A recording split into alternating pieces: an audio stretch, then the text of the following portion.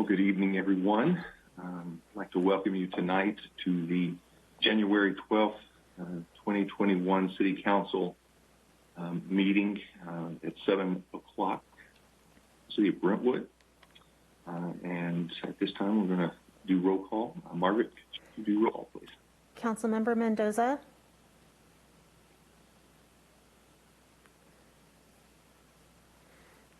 Councilmember Meyer. Here. Vice Mayor Rodriguez. Here. Mayor Bryant.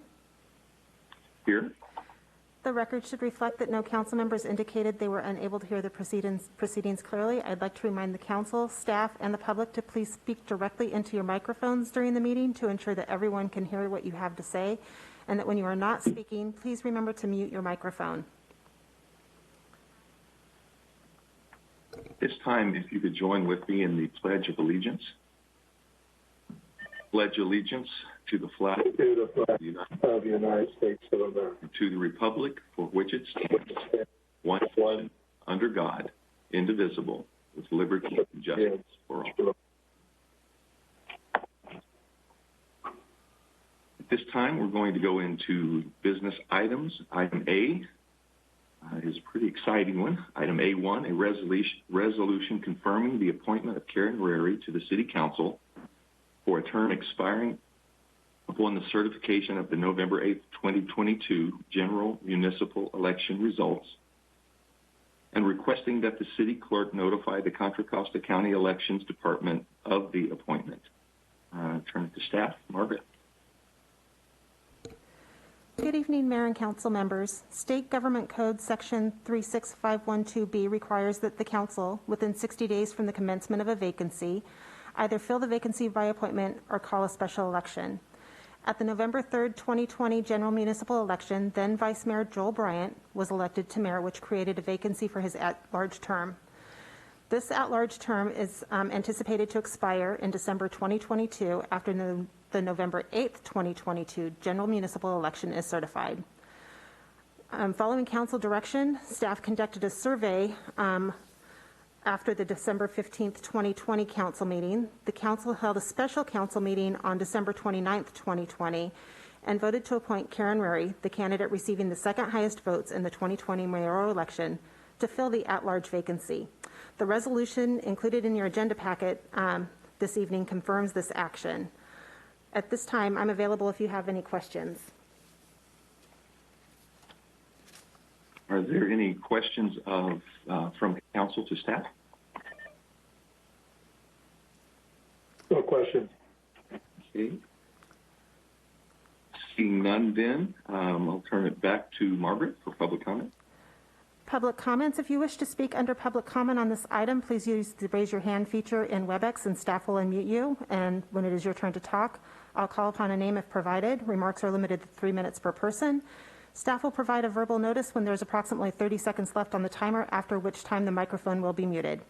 If there have been no public comments received on this item prior to tonight's meeting, I do have one hand raised. I see Antonio Xavier. Mr. Xavier, I'll go ahead and unmute you now.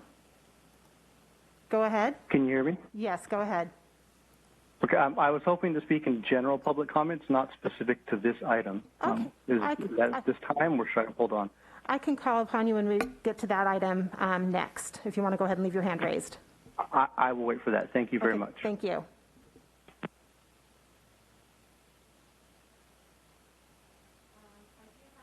Additional hands raised. I have Rod Floor. Mr. Floor, I'll go ahead and unmute you now. Go ahead, Rod. Thank you. Are we talking on A1 now? Yes, correct. A1. All right. Thank you. Councilmember Karen Rarey, welcome back. The last time I was with you on this council, I said these words, and I want to repeat them. You've done so much for so many. Where to start? So many of us owe so much to you for your tenacious leadership in moving the city forward and making sure our citizens are represented and taken care of. You set the standard for integrity, confidence, compassion, public outreach, and effectiveness on this council. There's been a rising chorus of thank you, Karen Rarey, on social media as more and more people in the city have come to realize what you have done for them. I honestly don't know how we could go on without you on the council. You have more than earned your place here. You are the best, and we appreciate you. So this is not goodbye, but see you soon.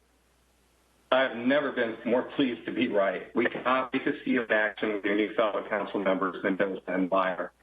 Please do not be deterred by the two who remain who have not yet learned how to be honest and responsive to the people. We continue to hope that they will one day come around, and if not, we will replace them.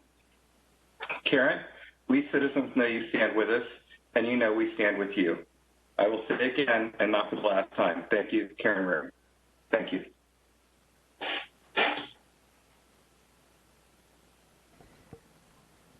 Thank you, Mr. Floor. I have two additional hands raised. Cinziana Todor. Cinziana, go ahead.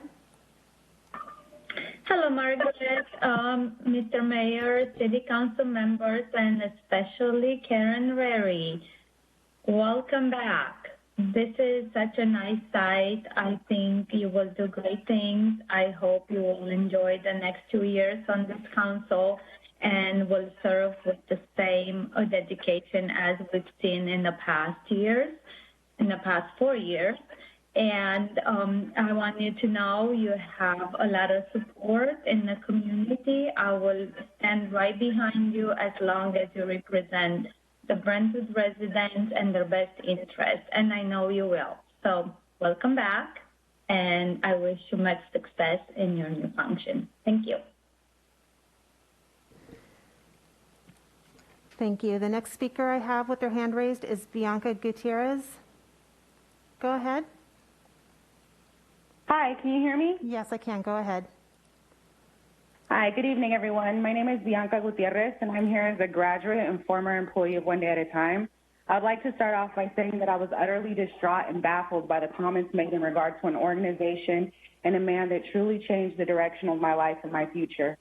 To give you some perspective, from the age of 10, I was raised by my paternal grandparents who migrated here from Guadalajara, Jalisco. My father was in and out of prison for 90% of my life, and he recently passed away while shackled to a hospital bed in Mexico. Prior to my grandparents getting legal guardianship of me, I was being raised in a home where I survived neglect as well as physical, emotional, and sexual abuse. I joined One Day at a Time while completing my general ed courses at Los Medanos College. I was and continue to be a person with high-functioning depression and anxiety. However, at that current time, I was also extremely introverted, lost, and felt overall broken. I say all that not for sympathy, pity, or for any accolades as to what I have now accomplished, but to represent just one of the thousands of voices of young people who have been impacted by One Day at a Time and Johnny Rodriguez. I now have a bachelor's degree in criminal justice, 10 years of experience working with a diverse population of adolescents consisting of foster youth, probation youth, teen parents, kinship youth, and I'm currently in graduate school pursuing my master's in social work. My journey began with One Day at a Time, inspired by young people who were and were not like me, and under the guidance and mentorship of Johnny Rodriguez. It is in ODAT where I found refuge and a place to call home. It was through Johnny's emphasis on integrity, palabra, passion for community work, and social justice that I was inspired to embark on the journey of self-discovery, healing, and purpose. It was said that Vice Mayor Rodriguez has not committed and upheld his palabra.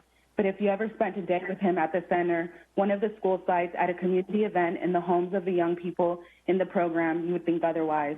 Having been involved with the organization for a little over a decade, I have had the privilege to see the fruition of seeds planted and the blood, sweat, and tears that it took to get there, not just from the young person, but from the forever familia that is created at ODAT. I'd like to end by saying that with the second largest age distribution in Brentwood being young people between the ages of 10 to 19, and Hispanic Latina Raza being the second largest ethnic group in the city of Brentwood, I'd say that Vice Mayor Rodriguez is exactly where he needs to be, representing the underrepresented. Thank you, Vice Mayor Rodriguez, for all that you do in and out of that chair that you sit in today.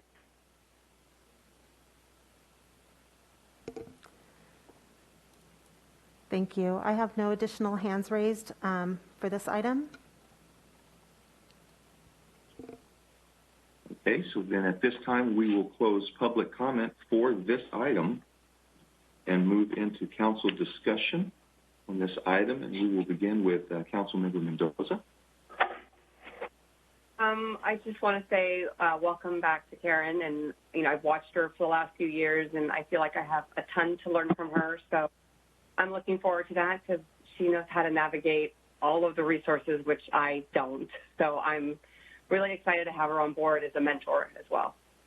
Welcome back, Karen.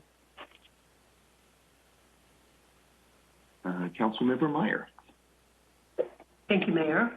Councilmember Rarey, welcome back to the dais. I'm very glad to be working alongside with you, and I too have watched you over the years and learned a lot from the other side, but I look forward to learning from you up there. And I'd like to add I'm very glad to see that we can all now work together towards the good of the people. I'm looking forward to that very much. I think Karen is going to be a really good resource and a good way for us to remember how we can work together for the good. Thank you. Thank you. Vice Mayor Rodriguez. Yes, Councilmember Rarey, we've worked together for 2 years. I've also learned a lot from you in this journey. Being a new council member when I first came in, you opened your door to me to be able to assist me and work with me. But no, looking forward to the next 2 years, and hopefully we could do some great things here in this community that we all want the best for. So welcome back, and we're looking forward to working with you. And as for me, welcome back, Karen. I've gotten to work with you longer than anyone else, and I'm very excited for what the future holds. I have absolute confidence that you will continue to maintain the best desires and great work ethic that you continue to have for our community. And I will say that there's nobody that I've worked with yet that can dig into the minutia of the job like you can. So I'm excited for the future, and I think we're going to have a great couple of years in moving into and through what we're dealing with right now with all these restrictions. So thank you very much for leaving your name in when they recommended it, and welcome back. So at this point, we have some business to do. I need a motion, please.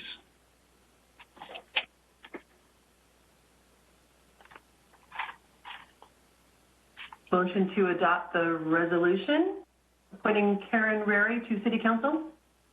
Okay.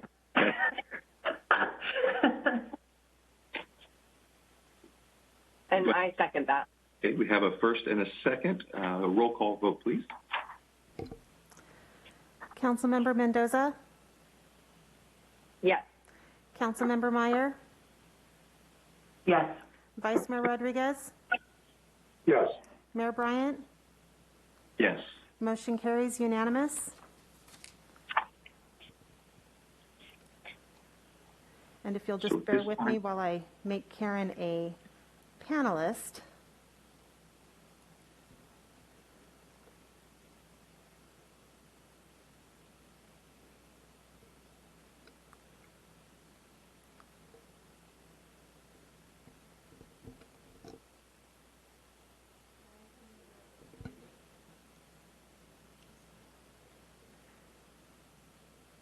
Councilmember Rarey, are you with us on the phone? I am here. Fantastic. If you could raise your right hand and repeat after me. Okay, just a minute. Okay. There. I state your name. I, Karen Rarey, Do solemnly swear do solemnly swear that I will support and defend the Constitution of the United States that I will support and defend the Constitution of the United States and the Constitution of the State of California and the Constitution of the State of California against all enemies, foreign and domestic, against all enemies, foreign and domestic, that I will bear true faith and allegiance that I will bear true faith and allegiance to the Constitution of the United States to the Constitution of the United States and the Constitution of the State of California, and the Constitution of the State of California, that I take this obligation freely that I take this obligation freely without any mental reservation without any mental reservations or purpose of evasion, or purpose of evasion, and that I will well and faithfully and that I will well and faithfully discharge the duties discharge the duties upon which I'm about to enter. upon which I am about to enter. Congratulations. Thank you. Thank you so much. And let me see if I don't have video. That's why I'm not there. There I go. I'm on. Oh, my goodness. Sorry about that. It's okay. Good to see you. Nice to be back. Thank you, everyone, for your kind words.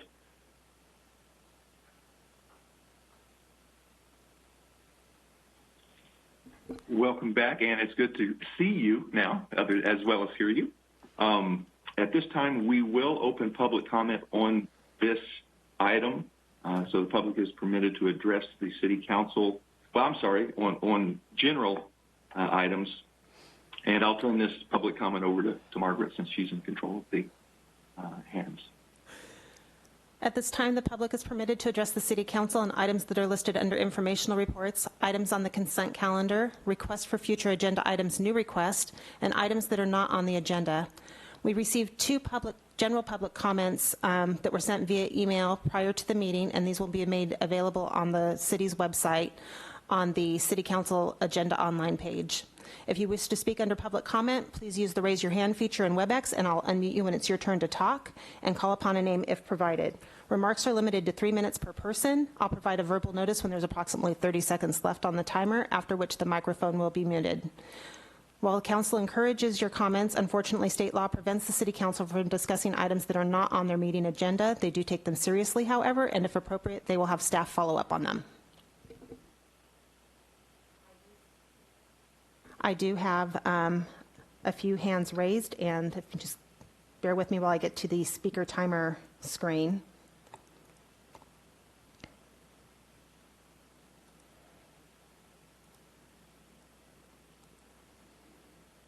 The first speaker is going to be Antonio Xavier. Antonio, I'll go ahead and unmute you now. Go ahead. Hi, can you hear me? Yes. Thank you. Politics have turned nasty this year, from the national level all the way down to the local level. I don't need to go into these details, but I do want to say it doesn't have to be this way. I am speaking tonight to propose two ideas to avoid further conflict in the future. First, I ask for a future agenda item to consider changing Brentwood elections to a ranked system, where the winner must have a majority of the votes. We had 3 races this year, and none of them achieved a majority. The mayor won with 29.34%, District 1 won with 28.79%, and District 3 won with 44.31%. A ranked voting system is an effective way to identify who voters want and is faster and cheaper than holding a runoff election. Voters will tell us who they want and who they do not want with their ranked choices. It will also add to the legitimacy of the winner by earning a majority of the vote. Second, I ask for a future agenda item to consider implementing a procedure when a sitting council member chooses to run for mayor. In the future, we will have district-based council members and an at-large mayor. We will no longer have a next highest vote getter as a fallback option, and we need a new procedure to deal with this possibility of a vacant council seat that still represents the will of the people. I suggest requiring a sitting district council seat to be placed on the ballot when a sitting district council member chooses to run for mayor. However, the finer details of this are something that can be worked out in a future meeting. I strongly urge the council to add these two proposed agenda items and to encourage citywide participation at a future council meeting. Thank you for your time. Thank you. The next speaker is Cinziana Todor. Cinziana, go ahead. Hi, good evening again. I didn't really plan on speaking tonight. However, there were several events that unfolded today, and they are related to our neighborhood in particular, and specifically related to the business that it's still, after almost 2 years of us asking the city council, and everybody who has power to stop this madness to evict this large commercial business that still operates in the middle of our residential neighborhood. It is a matter of safety, quality of life, property values that is impacted, and we feel very strongly about this issue. And yes, I am frustrated, and you might ask why. It's because we got the runaround, again, for almost 2 years. We've been passed around to different functionaries around the city, and we are still dealing with this problem. After all this time, we still can get a straight answer on what is happening, when is this operation going to stop, basing our hopes on the fact that the city said they operate illegally. I am begging and really asking the City Council to do the right thing and hear us out and take the appropriate action. Direct the city functionaries to do the right thing, find this business, or take any action that is required to restore our peace and quiet in our neighborhood. I really appreciate your time, and I'm going to transition to the next topic. I am glad to see that Mr. Rodriguez still has support in the community for all the work that has been done for various individuals around Brentwood. However, his daily job does not count as credit for any council meeting, and he needs to prove he understands the objectives of his position on our city council and actually work for all Brentwood residents. 30 seconds remaining. For Brentwood in its entirety. Another comment I have related to one of the business items tonight, the committee assignment. I would like to see more controls in place where committee members cannot be part of other committees with the same scope and objectives. Thank you so much. Thank you. The next speaker is Benjamin Kellogg. Mr. Kellogg, go ahead. Good evening, council members and staff.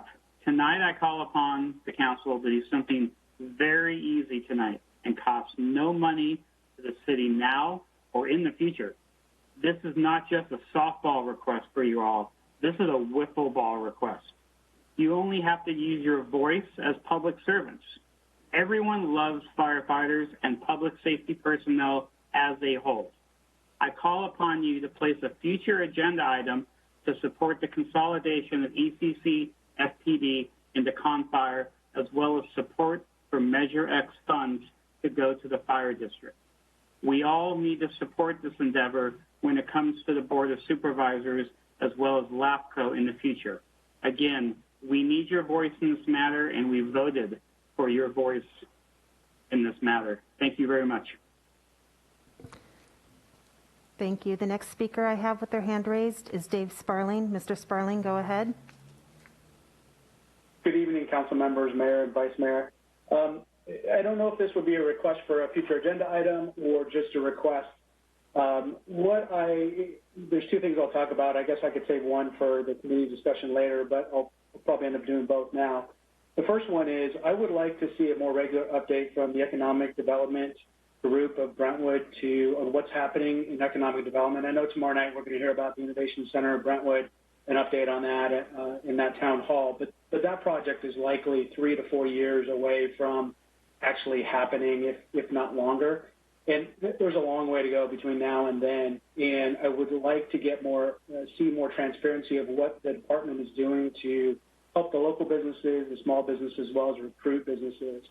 We have some interesting grant information on the website, but yet there is very few updates of what is actually happening. I know not everything can be shared with the public because you could be in negotiations with companies, but certainly a more regular update. If I was in charge of a $300 million budget like you are, I would want to see that department present to the public more than once a year, which I think that was done last year. Certainly once a quarter sounds appropriate to me. But certainly I'd like to hear discussion among the council about how often that should be and actually see that actually happens.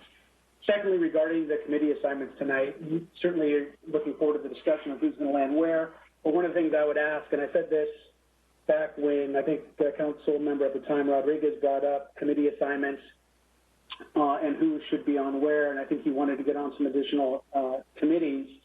The important thing is that those committees actually meet, because as I go back and I looked at that time how often they met, most of them don't meet very often.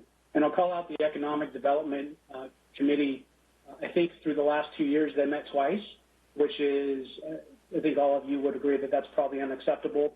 There may have been reasons why, but certainly if it's an important enough committee to be formed, it should be meeting more regularly and with regular output to the public. So please keep that in mind as you guys discuss that this evening. Thank you. Thank you. And if I could remind those speakers that have already spoken to unraise their hands. And I believe I have one more speaker left, Danny Dorman. Mr. Dorman, I'll go ahead and unmute you now. Go ahead. Great. Thank you, Margaret. Good evening to all of you. And again, congratulations to all of you. This now will begin the first, I hope, of many meetings where we actually get city business done as opposed to shenanigans. Speaking of shenanigans, the in lieu of fees.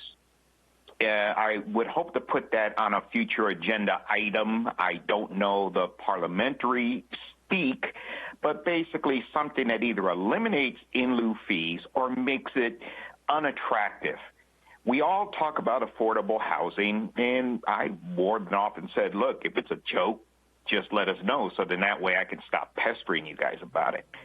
But the in lieu of fees is, right now, it's the cheapest of their choices, the most attractive of the developer's choices. So either the council and the city really want to have the ability for a family of four to actually own their own home and to follow those directions, whether it's having a 40-year mortgage or they can't sell it or whatever the case may be. When I first bought my house, I had no intention of selling it. And I think that there are a lot of people who are listening here tonight that have a home and really have no intention of selling it. You also have people who've had homes for generations that may actually lose them this year, but that's a discussion for another day. But the in lieu of fees, I ask again for however you put it in there, but to have some type of discussion to either eliminate them entirely or make it so unattractive that developers will do the right thing, which is do what they said they're going to do. They're going to make housing affordable to some people. And lastly, I want to thank those who've reached out to me personally that tell me about how, well, the legalese of how some of the sausages are made. It was enlightening, and I look forward to meeting with the mayor on Friday, and hopefully the city manager, I don't know if that was still in play or not, to help me understand, and by me, I mean everybody, because I'll share what I have that one can share. So, again, I want to thank you guys for taking the time out. Remaining. You didn't have to, but the fact that you did really, I thank you personally, and it really does demonstrate that even if it's the same cast of characters who get on every council meeting and air out their grievances or what have you, that you guys are listening. So thank you very much. And it looks like we have one remaining speaker, Greg Robinson. Greg, I'll go ahead and unmute you now. Go ahead. Thank you. Can you all hear me? Yes. Great. Thank you. Mr. Mayor and Council, welcome, and especially welcome back to Karen Rarey. Hey, a couple of things that I think we need to think about as we're in this new world that we're in, and that we're all now zooming through life. I've noticed that the last couple of some things I noticed in the last couple of city council meetings that I think we need to kind of address and just think about moving forward. One is, I know Joel and myself are both very patriotic people, as you all are, and I see Karen has a little flag in her background, But I do believe that when we're doing the city council meetings that we need to have a flag on the screen, whether that would be a flag that's sitting behind Joel, whether it would be a flag that we just put up in one of these boxes, but I certainly think we should have some sort of flag that everybody can see that we put our allegiance to. Also, too, I do suggest that we ask people to stand. When we do that, we also have to remind them to maybe step back from their computer so we're not looking at their belly button. But definitely need a flag, and it would be nice to ask people to stand. Secondly, it didn't happen this night, but last month we did have a couple of people during citizen comments where they only had their first name, and I believe we even had somebody speak who wanted to remain anonymous. And I don't think that that is right or fair. When we all met in public, we had to stand there, everybody got to see us, and we had to say what our full name was and where we lived. I believe that if we are going to Zoom through the world, that those rules shouldn't change, that if you want to speak, you need to state your full name and who you are, and it shouldn't be able to be anonymous. When we're there in person, we get to see everybody. That includes Margaret and the city attorney and the city manager. I would also recommend that I think that all of the people who would be sitting on the dais should all be on the screen just like we were in person. That also means that at any time, none of the city council people should be able to turn off of their camera for whatever reason, just like you wouldn't be able just to get up and walk away from the dais without taking some sort of a break. So I just think that's something protocol. I don't know that anybody has come up with any Zoom protocols yet, but there's that. And the last thing in my last 50 seconds, also agree with the other speaker on how we pick the mayor going forward. The way that we do it now, we used to have mayor as a 2-year term. It got moved to a 4-year term, which kind of made the screwy thing. So I think we need to think about going back. 30 seconds remaining. Thank you. Go back to a 2-year term where you wouldn't be able to run from a safe seat, or also look at maybe going to a rotated mayor position like most other small cities do. So you run for the position and then you rotate the mayor. So just something to think about, and I'm sure that's on your agenda. Thank you all very much. Have a very happy New Year, and thank you all for your service.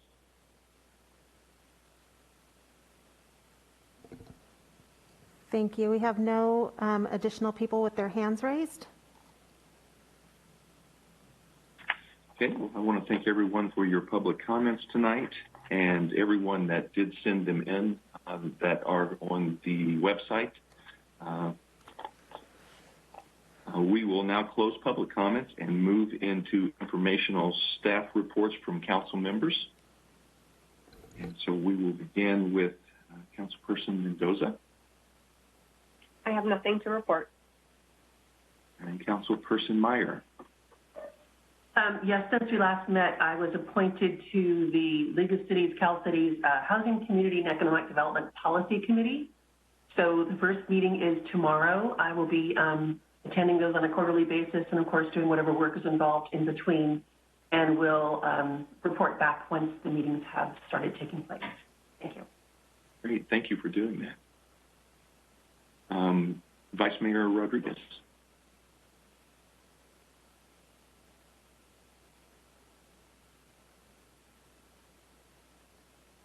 Did we lose Vice Mayor Rodriguez? I'm sorry, I was talking. Sorry about that, Joe. Mayor. Yes, so today I was, honestly, it was a great honor to be able to participate in the Art and Parks and Rec Commission applications and interviews. We had a really, really good candidates that applied, and it was really, I'll be honest, it was really exciting to be part of that. So that's what we did. That's what I did this morning, all morning, and that's it for now. Thank you. And since the last time we met, I attended the Contra Costa Habitat Conservancy board meeting, as well as the Mayor's Conference, the Agricultural Enterprise Working Group, and also participated in the application process for the Parks and Recreation Commission, as well as the Arts Commission. And I have to say, it's always awesome to meet residents in our community that are excited about being involved in our community. We have the most amazing people that live here, and so it was always enjoyable to meet them. Mr. Mayor, before we move on, I'd like to make a comment as well. While, you know, I just got appointed this evening, so I can't report anything since the last meeting, but I did participate, or I resurrected an old program that I did. It is the Coats and Soaps donation, and I partnered with HIAS Del Campo. They are they work with the migrant farm workers. They help to provide them with food and toiletries and what other help they can do, paying bills. They've been getting cash for that. But we've started collecting the coats, and these are nice warm coats because they are working out in the fields presently, and as well as full-size, unused, unopened soaps, shampoos, conditioners, and we're collecting those over at the press building. And just in the last 2 days, I've already got 11 full, big 32-gallon garbage bags filled with coats and 2 big things of blankets and soaps and shampoos. And that's just in 2 days. So if the public wants to bring any out, they can drop it off at the press building, or if they have a whole lot of them, they can reach out to me. So it is something that in the past we've collected over 1,000 for the migrant farm workers, and I'm just happy I can resurrect it again. Thank you. Thank you, and I apologize for looking at the early list of council people. Since you're back, that will never happen again, so thank you. At this time, we will move into the consent calendar. Mayor? Yes, sir. Mayor, the agenda also allows staff to make a few brief comments. May I have a moment or two? Yes, please. Great. I'd ask Terrence Grindal, our acting Community Development Director, to provide 2 updates to the council. Terrence? Yes. Mayor and City Council. Okay. So briefly, wanted to let you know that the mayor and Mayor Taylor and now Mayor Bryant have been involved with an effort, a feasibility study, to along with Contra Costa County and Oakley and Antioch, to look at an advanced personal rapid transit system that would run roughly along the Route 4 corridor. So I wanted to just make the council aware that this study is ongoing, and the city staff and the mayor have been working on this effort. We look forward to, this is at a very early stage in the development of this concept, but we do look forward to bringing the feasibility study to the council when it's completed. So I wanted you to be aware of that.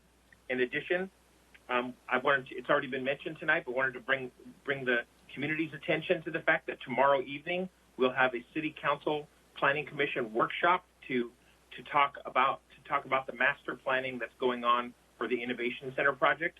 And last but not least, I'd like to let you know that we have just updated the city's economic development website. So we've gotten some of that information up to date. Wanted to let the council know about that. So that's all I had to add at this point. So thank you for the opportunity. Thank you. Now, at this time, we will move into consent calendar. All matters listed on the consent calendar are considered routine in nature and will be enacted by one motion. If discussion is required, that particular item will be removed from the consent calendar and be considered separately. Do I have a motion? I'll make a motion to adopt the consent calendars, items C.1 to C.5. Have a first. I'd like a second. We have a first, and Councilperson Meyer is the second. Could we get a roll call vote, please? Mayor, if I may, I'll go ahead and read the title of the ordinance for item C3. An ordinance, yes, please. An ordinance of the City Council of the City of Brentwood repealing and adopting Chapter 16.130 of Title 16 of the Brentwood Municipal Code pertaining to development impact fees. And now could I get a roll call vote, please? Yes, now I'll do the roll call vote. Councilmember Mendoza? Yes. Councilmember Meyer? Yes. Councilmember Rarey? Aye. Vice Mayor Rodriguez? Yes. Mayor Bryant? Aye. Motion carries unanimous. Okay, we will move into now items, item D1. Persons addressing the city council or successor agency are asked to use the raise your hand feature in WebEx as we've been doing. Item D1, an application for a text amendment of the Zoning Ordinance RZ 20-006 to amend section 17.030.030 definitions, section 17.100.005 accessory dwelling units, and section 17.620.007 off-street parking spaces required residential zones of the Brentwood Municipal Code, updating the city's ordinance pertaining to an accessory dwelling units in accordance with the statewide legislation. The project is statutorily exempt from CEQA per Public Resources Code section 21080.17 and is likewise exempt under CEQA Guidelines Section 15061, Section B, Section 3, and I will turn this to Terrence, I believe. Yes, thank you, Mr. Mayor, members of the City Council. I just want to briefly indicate that the proposed change in the zoning ordinance does not directly affect the designation of property. It's a text amendment of the zoning ordinance that allows our ordinance to be in compliance with state law. So the state has passed numerous pieces of legislation that facilitate the construction of accessory dwelling units and junior accessory dwelling units, and we have been working for some time to make sure our zoning code is consistent with the state law, but also provides the city the ability to make sure that the quality of our community is maintained. So with that brief background, I wanted to hand it over to Crystal De Castro, one of our planners, who's going to walk you through this process. Crystal? Thank you, Terrence. Good evening, Mayor Bryant and members of the Council. In 2019, the California legislature approved and signed into laws a series of bills, including those that collectively amended legislation to impose new limits on local authorities to regulate accessory dwelling units and junior accessory dwelling units as of January 1st, 2020.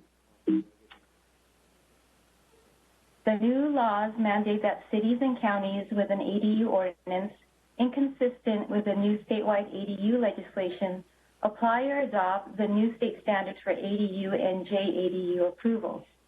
In order to impose certain development standards on ADUs and JADUs, the city's ordinance must be revised to fully comply with the new state legislation. The proposed ordinance amends sections of the Brentwood Municipal Code. It should be noted that the city's ordinance must be modified in order to be in compliance with the new legislation. Furthermore, as popularity of ADUs and JADUs increases, having an updated ordinance that is clear and easy to implement, as well as being consistent with the state law, is critical.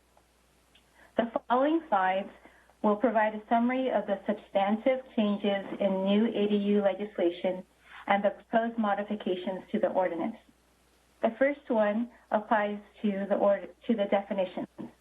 The ordinance will provide clarity with respect to the definition of an ADU and a JADU, as well as provide the number of units allowed of an existing or proposed parcel on single-family and existing multifamily parcels.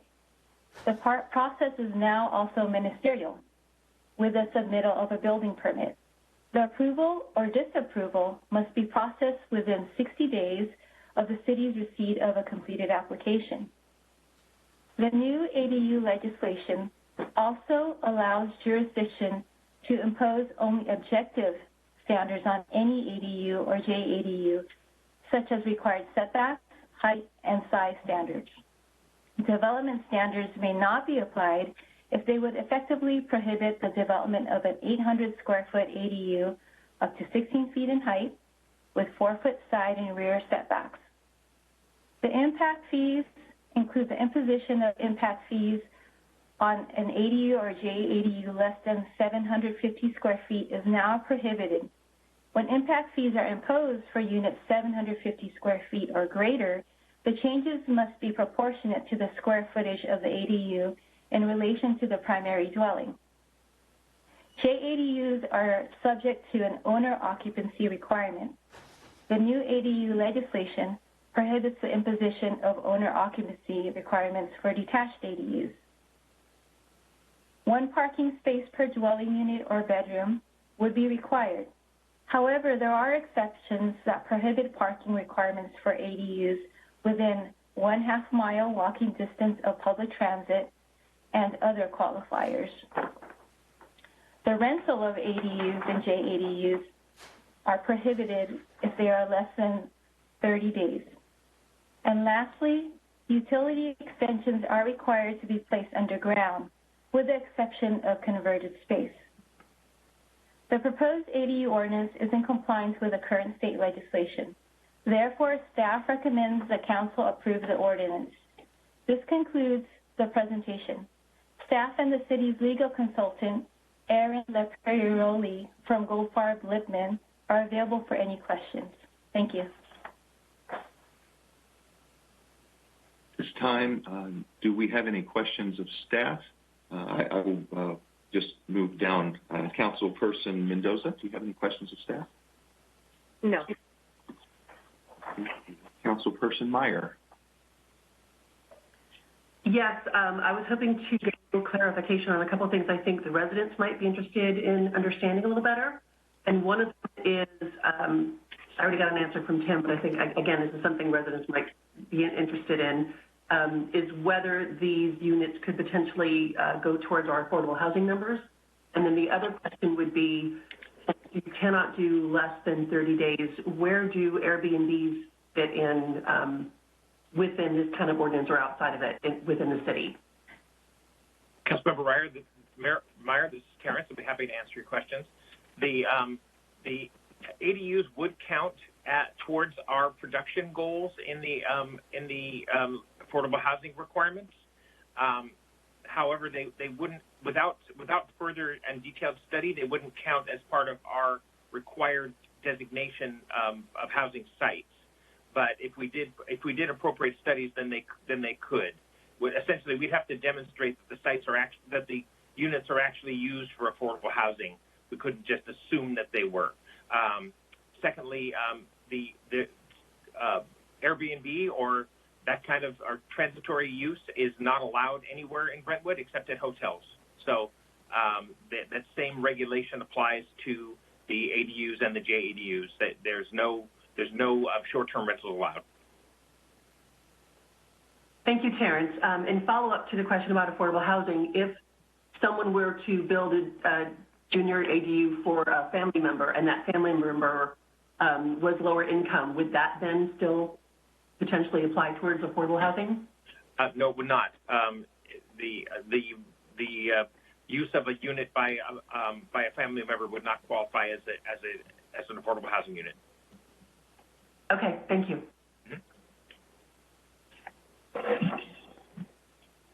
Councilperson Rarey.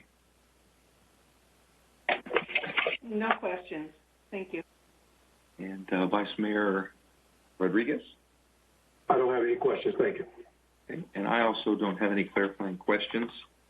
At this time, we'll open the hearing. And we do encourage your comments. Unfortunately, state law prevents us from discussing items that are not on our agenda. We do take them very seriously, however, and if appropriate, staff will follow up on them. And we will open public comments at this time. Margaret? If you wish to speak under this item, please use the raise your hand feature in WebEx, and staff will unmute you when it's your turn to talk and call upon your name if provided. Remarks are limited to 3 minutes per person. Staff will provide a verbal notice when there's approximately 30 seconds left. And I'll note for the record that we didn't receive any public comments via email prior to the start of the meeting on this item. I do have one hand raised. Cynthiana Todor. Cynthiana, go ahead. Yeah, good evening again. I do have a couple of questions. I want to know if this particular item will be in scope for the zoning review that is done by the consulting firm that's been hired by the city for over a year now, and we haven't seen the report for it. And the second question is related to the affordable housing element, and I want to know if this is something that falls under SB 330 or what is the legal requirement around it in order to qualify for the affordable housing. So those are my questions. And also another item that came to mind is if we allow these additional units to be built around the city, what are the mitigation measures around community services, safety in the form of emergency, fire, police, as well as schools that will be associated with the increase in population due to the building of this unit? Thank you. Mr. Mayor, I'm happy to answer these questions if you wish. Yes, that would be appreciated. Thank you, Terrence. Yes, this element, this ordinance would be incorporated into the zoning ordinance update. We've been working to make sure they're coordinated as we've gone forward. So this would not be in any way in conflict with the zoning ordinance review and update. The changes do comply with state laws, and they, as I indicated, they do count towards our RENA progress, which would, if done properly, would prevent the streamlining that kicks in if we don't produce enough housing units. The units are the amount of impact fees that can be assessed to units are limited by the state law. However, I do believe the schools can charge their statutory impact fees on the affordable housing units. I'm sorry, on the ADUs.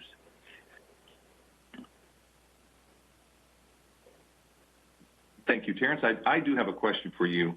Does that also include the attached unit as well, or a converted area as well in an existing home? And secondly, do these ADUs include in the definition what people will know as tiny homes or tiny houses that are potentially portable as well? Thank you for your question, sir. No, if it's a conversion of existing space, there's no school impact fees being applied, and yes, a tiny home could be an ADU as long as it complied with the standards that we have in our ordinance. Thank you very much. Margaret, I'll turn back to you. Can I ask a quick question, Joe, Mayor? Yes, sir. Terrence, would these units, the units have to be a certain amount of square feet to fall into the categories in regards to being taxed or anything from the city or from the school district? Does it have to be a certain size, or does that not matter? It doesn't matter. Okay. But I think currently, right, anything above 500 square feet would be taxed under schools and other things? Yes, that's correct. That's correct. And thanks for the opportunity to correct myself.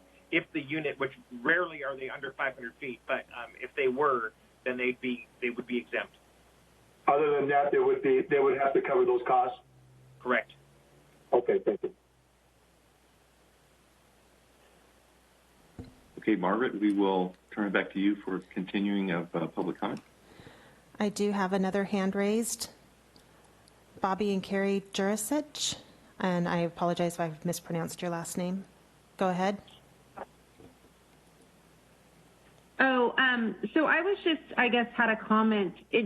Maybe I'm misunderstanding this, but it does just kind of seem like a way to sneak in more housing, if you will, like single-family homes now can become multifamily dwellings if you've got, 5 or 6 people living in the front of the house, and then you have another house in the backyard that has 4 people. So now you've got a house that's got 8 cars. I mean, things are rezoned, and that just seems like you're tapping more resources.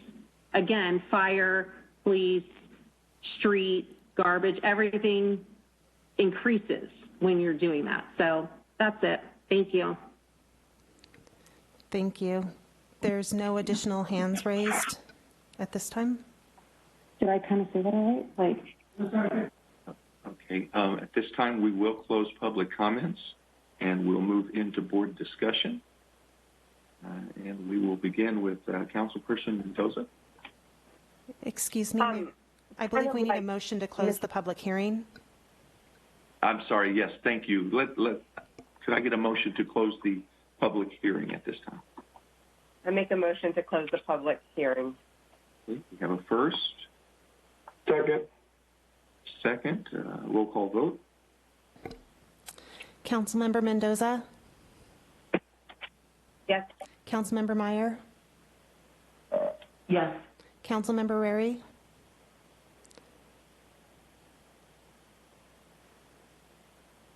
Councilmember Rarey? Sorry, I muted myself somehow. Yes. Vice Mayor Rodriguez? Yes. Mayor Bryant? Yes. Motion carries unanimous. And now we'll move into council discussion. Councilperson Mendoza. Hi. I think people know my concerns about adding units. And this is, since Anya mentioned emergency services, the impact, all of that good stuff. And I think Carrie Jurich also mentioned it. And, we're going to come up on an item right next about roads, and our roads are some of the worst. And I do have concerns about the increased traffic, the increased census to our schools, the increased impact on emergency services, our overall quality of life. I know that it's a state law, so we kind of have to do it. We have no choice, but I think that this is more rationale of why sticking to the general plan is so important, because we don't know how many of these units we're going to have in our city. I don't know if there's any way our city staff can look at the potential properties in Brentwood that these could fit on and what they forecast for them. I don't even know if that's possible, comparing us to another city that has this kind of ordinance. But I would just caution us that, again, we have to do this. It's state law. But we have to be very cautious about the units that we're adding, because now we're not going to know about these at city council meetings. These are probably going to just go to the city, get a permit, and be done. So on top of that, maybe we can get updates. I don't know if it's once a year, once a quarter, twice a year on how many of these units are being built, because we should really be taking that into account when we're making decisions on housing in our city. And that's it. Thank you. Councilperson Meyer. Yes, in listening to what Carrie Jurich was talking about, and Cynthia Todor as well, I would like to know, I'm wondering if Terrence can address those issues. I would like to know if there is some kind of plan for monitoring. For example, if someone has this extra dwelling and ends up turning it into something where people are in and out all day, if there's additional traffic, if it becomes used in a way that it's not supposed to be used as opposed to a dwelling unit, do we have any kind of rights when it comes to that? Do we have some way that we can monitor, some kind of accountability from people doing that? Do we have follow-up? I would like to know the answers to those questions as well. I think there's some justified concerns about the demand on services, and I want to know what we can do to mitigate in advance people taking advantage to the point where we have larger numbers, like she was saying, 8 cars at a single address kind of thing. I just want to know what kind of rights we have when it comes to that.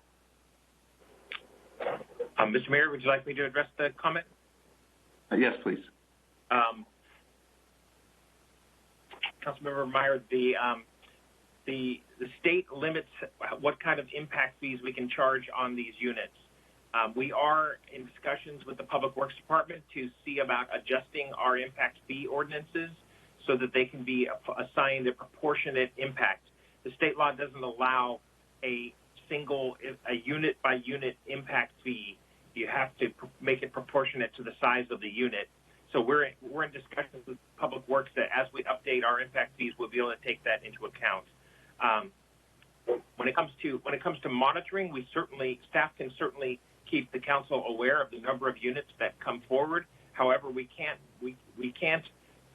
monitor these units any differently than we would any other. The state law is pretty clear. Code violations can be enforced on any property. We cannot apply a particular focus to ADUs.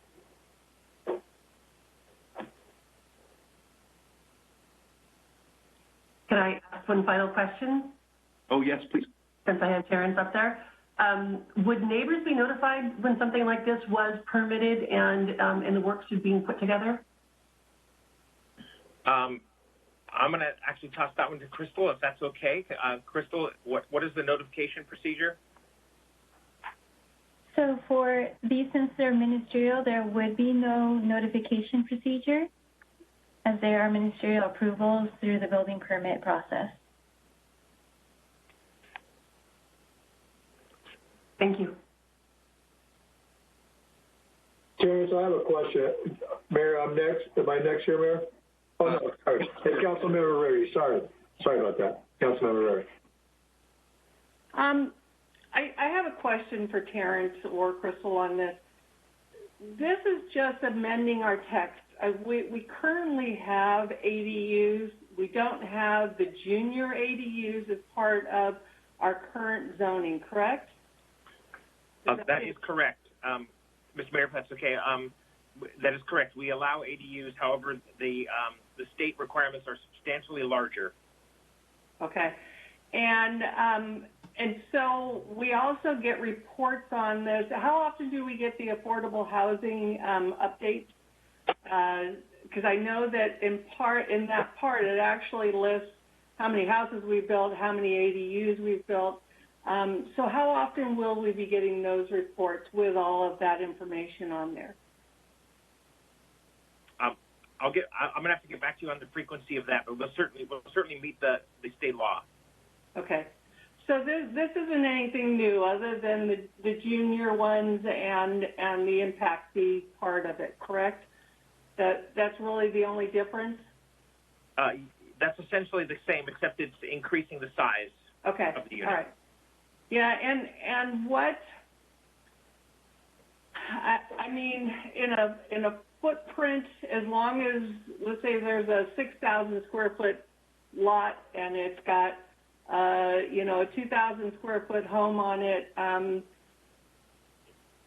long as it has the 4-foot clearance all the way around, it is able to go into the backyard or side yard or wherever it's going to go, regardless of how much grass or other part of the property there is.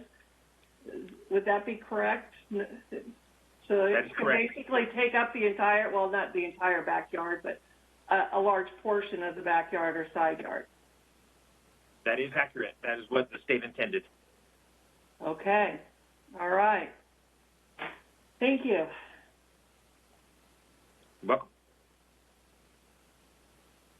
Vice Mayor Rodriguez. Actually, Karen was going in the direction that I was going in too. But just to add on there, is there a specific lot size that qualify for this, or does it matter? It doesn't matter. They simply need to meet the 4-foot setback requirements. Okay, so it doesn't matter. Yeah, that's going to be interesting. Okay, well, thank you. Terrence, I do have a question. I have one more question, Mr. Yes, Mayor. Terrence, we don't get a whole lot of requests for ADUs, do we? They've been increasing as of late. So we do receive. We do have a number of ADUs in process, but I wouldn't say there's a gold rush of hundreds pouring in. But we do have about 4 or 5 that are in process right now, and we've done. And Crystal, can you Do you have any information on how many we've done this year? No, but we do have several that are in process. I would say probably less than 10 at this point. And I just wanted to add earlier about, along with the setbacks, there is a maximum size for the ADUs in a particular location, so they can't just be any size that they would want to be. There is a maximum size for detached and for junior ADUs as well. And what is that? So for a detached, it would be 1,000 square feet, and for a attached, it would be 50% of the primary dwelling, or 1,200 square feet, whichever is less. Okay. I have one other quick question. And can they only, and I might have missed this in the packet, I'm sorry if I did, can they only put them in the backyard? They couldn't put this in the front yard, right? Correct. They're just in the rear yard, or if they're adding to the house, if it's within the house, then that could be placed anywhere within the house. Okay, thank you. Terrence, do we have any type of design review oversight on this as well, as far as the city is concerned? Yes, we do. As part of the building permit process, we can review the design. Okay. But it is ministerial approval. It doesn't go to the planning commission or the city council. It's a staff level. Okay. Thank you very much. Is there any more discussion from council on this item? Okay, well, seeing none then, could we get a motion, please? I'll make a motion to, as detailed in the staff report, introducing waive the first reading of an ordinance approving text amendments to the zoning ordinance pertaining to accessory dwelling units. Okay, have a first. I second that. Have a first and a second. Margaret, could we get a roll call vote, please? Yes, I'll go ahead and read the title of the ordinance first. An ordinance of the City Council of the City of Brentwood approving a text amendment to the zoning ordinance RZ 20006 to amend section 17.030.030 definitions, 17.100.005 accessory dwelling units, and section 17.620.007 off-street parking spaces required residential zones of the Brentwood Municipal Code, updating the development regulations pertaining to accessory dwelling units consistent with the recent changes in state law. Councilmember Mendoza. Yes. Councilmember Meyer. Yes. Councilmember Rarey. Before I vote on this, I just want one more question of Terrence or Crystal. Is there any way that we can limit this, or has the state, it's just really frustrating when the state mandates something when it comes to our city limits and what we can do within our own city limits. So is there any limits that we can put, or any application that we can request from the state legislature about limiting that within our city? Councilmember Rarey, those are two questions. That we have done everything we can within this ordinance to control this, but of course the city council could always ask the state legislature to reconsider this legislation or to amend it. That would be a legislative process, but certainly the city could do so. I would recommend that if the city council is contemplating that we would work with the League of Cities, because there are probably other cities that are in the same boat, so to speak. Can we amend the motion to include that?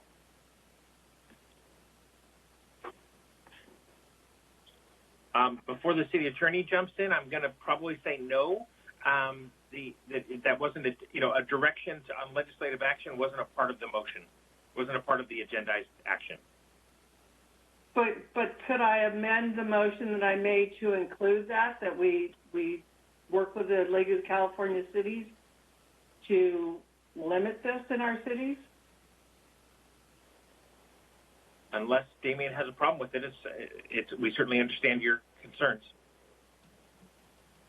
This is Katie, your Assistant City Attorney, and I'm actually going to jump in, if you don't mind, Councilmember Rarey. I think Terrence has hit the nail on the head with the agenda issue.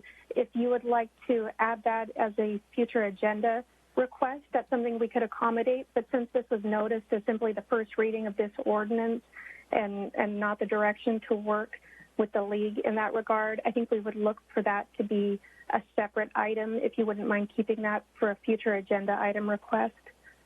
Okay. I would, however, ask if you would consider assisting us in cleaning up what appears to be a typo on page 60 of the agenda packet.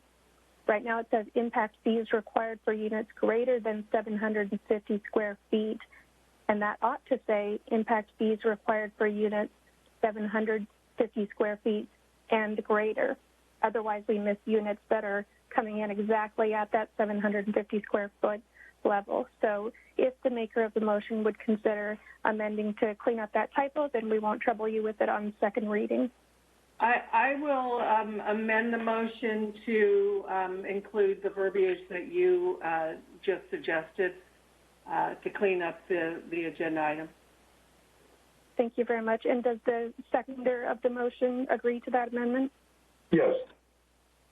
So we would need to go back through the roll call since the agenda item since the motion has been amended. That's an excellent suggestion. Thank you. Thank you. Councilmember Mendoza? Yes. I'm sorry. Yes. Councilmember Meyer?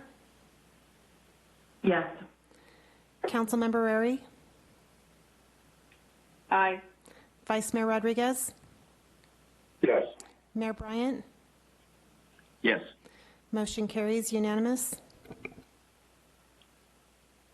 I have to say it's awfully nice to have 5 voices instead of just 4. It feels more comfortable that way for sure. We will move on to item D2, a resolution approving and authorizing the city manager or designee to execute Fourth Amendment Joint Exercise of Powers Agreement for East Contra Costa Regional Fee and Financing Authority, and approving and adopting the East Contra Costa Regional Fee Program Update Report to include Sand Creek Road from State Route 4 to Deer Valley Road. It's staff report. Good evening, Mayor and Council members. Can you hear me? Yes, we can. Thank you. Tonight's public hearing is regarding the proposed update to the East Contra Costa Regional Fee and Finance Authority, commonly known as ECRFA, Joint Exercise of Powers Agreement, and Regional Transportation Fee Program Update. The purpose of ECRFA is to identify and fund transportation projects that are necessary in the Far East County region. It was formed in 1994 and includes the cities of Brentwood, Oakley, Antioch, Pittsburgh, and Contra Costa County. Each of these agencies appoints an elected official to serve as their representative to the ECRFA board. The city of Brentwood's representative is Mayor Bryant. Previously, ECRFA has been successful in completing a number of projects, including State Route 4 through Oakley and Brentwood, from State Route 160 to Vasco Road, including the Sand Creek and Balfour interchanges. And in coordination with Contra Costa Transportation Authority, will soon begin construction of the pedestrian overcrossing to connect the Snoqualmie Trail that is bisected by the freeway. Future projects, when funding is available and prioritized, include John Muir Parkway, Deer Valley widening, and Walnut Boulevard widening, and with this proposed update, now includes Sand Creek Road.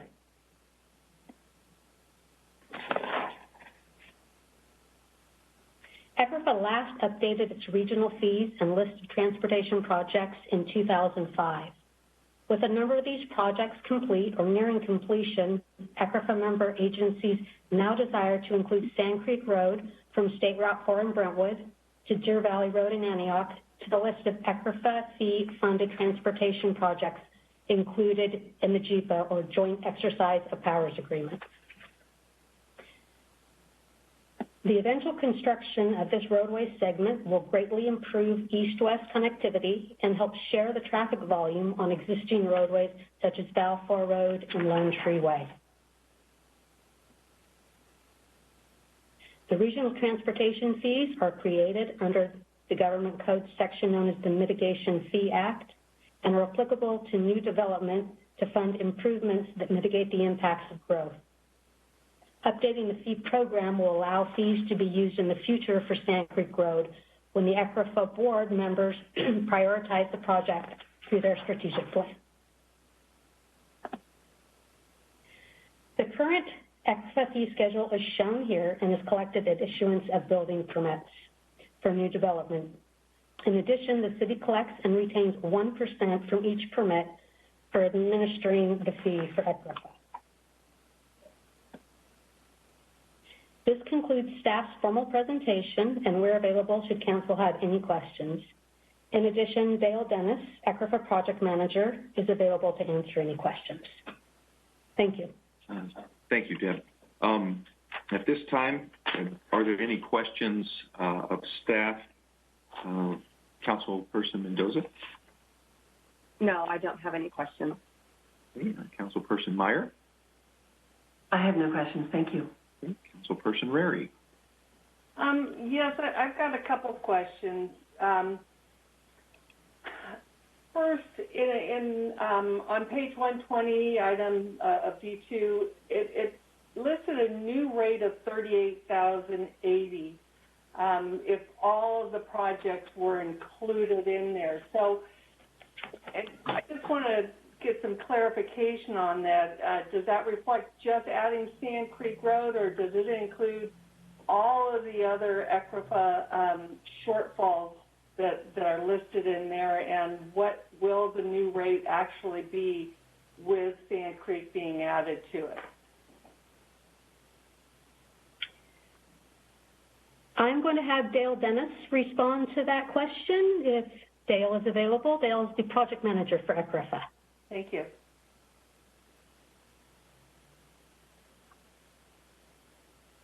And I was hoping he'd be here. He confirmed this afternoon.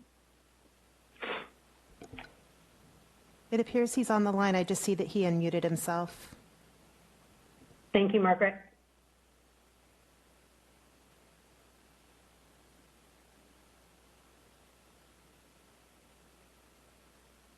Dale, are you able to respond to that question?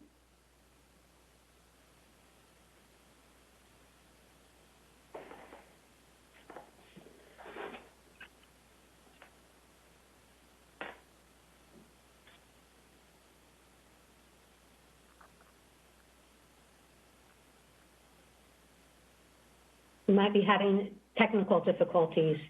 I'm going to take a stab at that, and if necessary, we can follow up with more details later, if that's all right with you, Councilmember Rarey?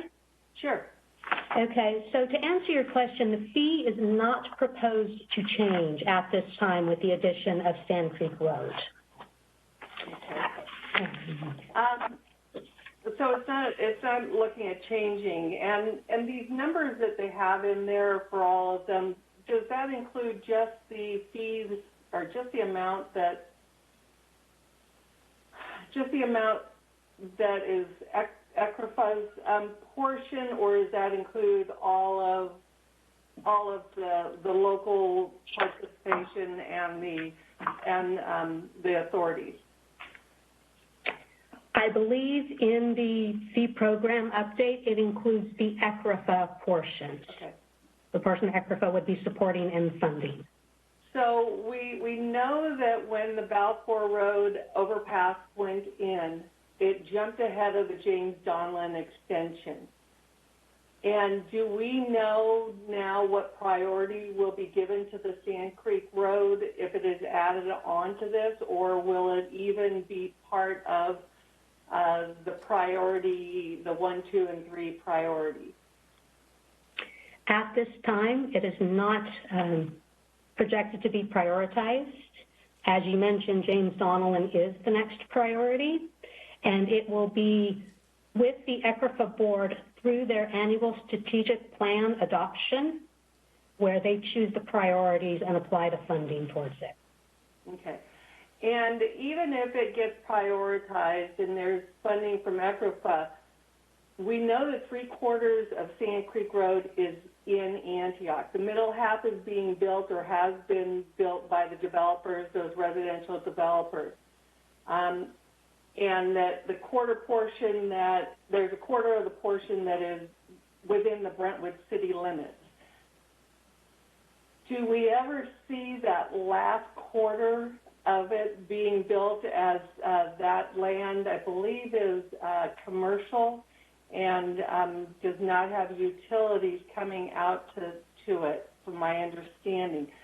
So if it is prioritized by ECRFA, will they go ahead and build that portion just a 2-lane road, or will they wait for that final thing until that commercial land actually is developed? That would likely depend upon the funding that is available. If funding would be available to construct the full width, the board may choose to prioritize that. They may have funding available only for a portion of it. So to help circulation, they may choose to do 1 lane in each direction. And with construction of the Sand Creek overpass or the Sand Creek interchange, utilities have been stubbed to that west side of State Route 4. But that's just in Brentwood, correct? That is in Brentwood. That was in Brentwood, correct. So there at least is that ability to connect that that existing dead-end road with utilities to continue to the west. Yeah, that wasn't my concern. The big concern is, because I think that Brentwood will finish long before that. It's that last quarter of it that is in Antioch, past the residential, that would actually connect it to Kaiser Hospital. That's the portion that I'm concerned with, because it doesn't seem like there's going to be, and speaking with, and it's been a while since I spoke with the Antioch city manager, but that portion isn't currently being looked at. Yes, again, that's something that the ECRFA board would prioritize. All right, thank you. I appreciate your answers. You're welcome, as to the best of my ability. Adam Dale, are you there now by any chance to have any additional to add?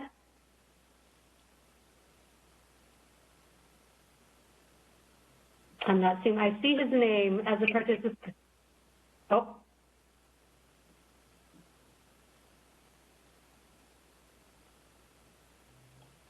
Doesn't look like it. Okay. Vice Mayor Rodriguez, do you have any questions?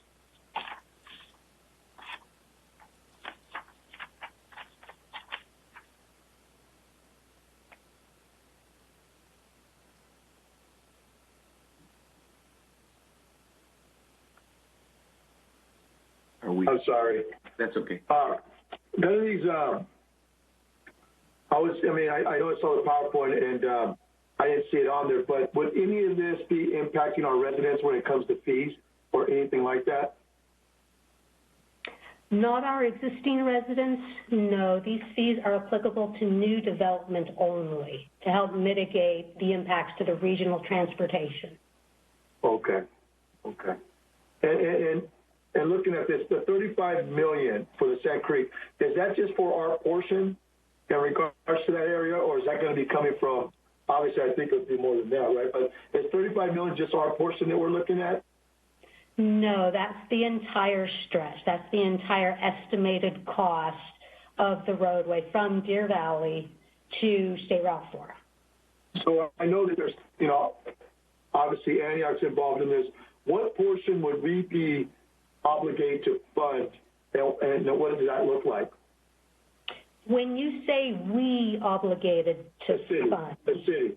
I mean, the new development, the city, what would we be accountable for in regards to the $35 million? The new development would be required to pay the fee, which would be the same in all boundaries of ECRFA. Okay. And since the project is included in the fee, once it is prioritized, then those fees would help to construct the project itself. Okay. So there's not a specific number that we have in place within the $35 million that we would be accountable for. Well, the new development. Yes. Okay. Not since this is intended as a regional program, so more than just Brentwood. Yeah. I was just wondering, I know it's regional, but is there a specific portion that we would be accountable for within that $35 million? So you're saying no, so I get that. Thank you. You're welcome. Real quick, one quick question, Deborah. So I just think for people that are watching too, it's a pool of money that all of these cities and the county, any new development puts it in there, and then this entity decides what projects go first and where that money goes first. Is that correct? Yes, you are correct. So it's not like Brentwood's on the hook for some or Oakley's on the hook for some. It's whoever is building new homes is responsible for filling in that pool of money, and when it's available, then they'll start hitting off all of these roads like they have in the past, fixing it all. Correct, yes. And Brentwood does have a representative on the board, so we can have the input as desired. Okay, thank you. And it has to be unanimous. So if one of the cities doesn't like the project and says, no, I don't want it, then that project doesn't get prioritized.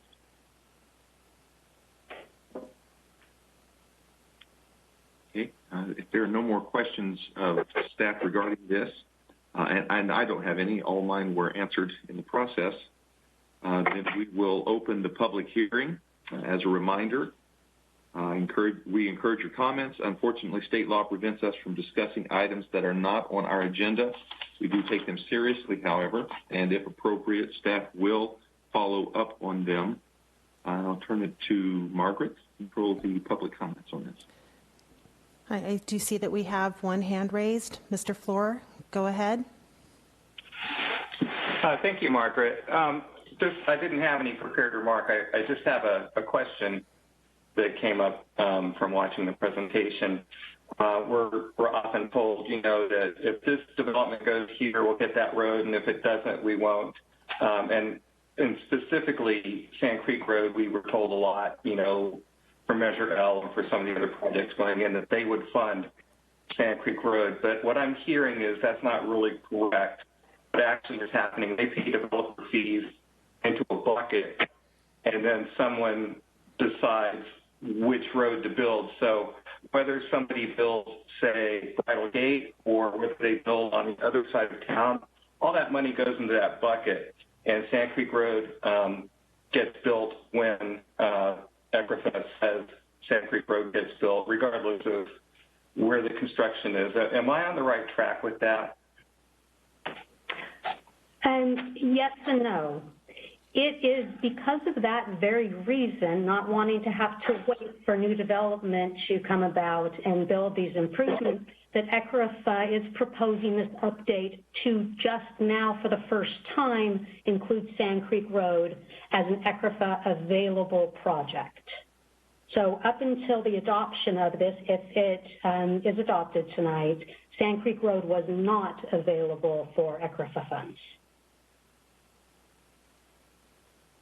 Deborah, I think in his question he was wondering, will Sand Creek Road be built by a developer? And isn't it true that they will put the 2 lanes in as part of their development, but not the 4 lanes? That is an option, yes. We've also been working on the potential of having the developers construct full 4 lanes with ECRFA reimbursing an oversized portion of it. And because there are 2 different cities and 3 to 4 different developments that all of the timing may not be coordinated, ECRFA may step in once prioritized to help fund a completed section of the roadway so that they're not missing segments.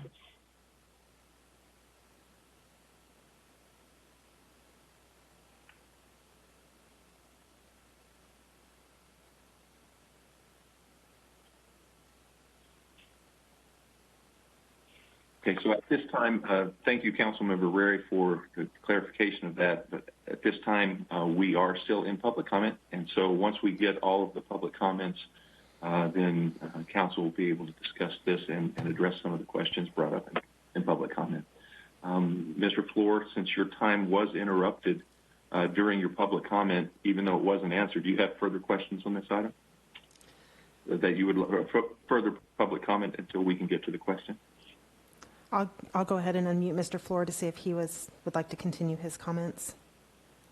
Mr. Floor, did you want to comment? No, thank you, Margaret and Mr. Mayor. My question was answered. Thank you. Thank you. If there's anybody else that would wish to speak on this item, if you could raise your hand, use the raise your hand feature in WebEx. I'll note for the record that we did not receive any public comments on this item prior to the start of the meeting. And I'm seeing no further hands raised.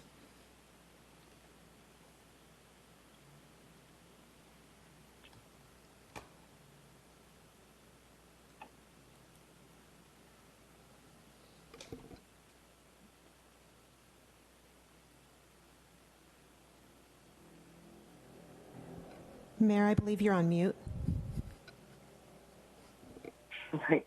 Thank you. Seeing no more public comments, at this time, I need a motion to close public hearing. So moved. Go ahead. Do we have a Second. And a second? Margaret? Councilmember Mendoza? Yes. Councilmember Meyer? Yes. Councilmember Rarey? Aye. Vice Mayor Rodriguez? Aye. Mayor Bryant? Aye. Motion carries. Okay, so at this time, we will open council discussion on this item. Councilmember Mendoza.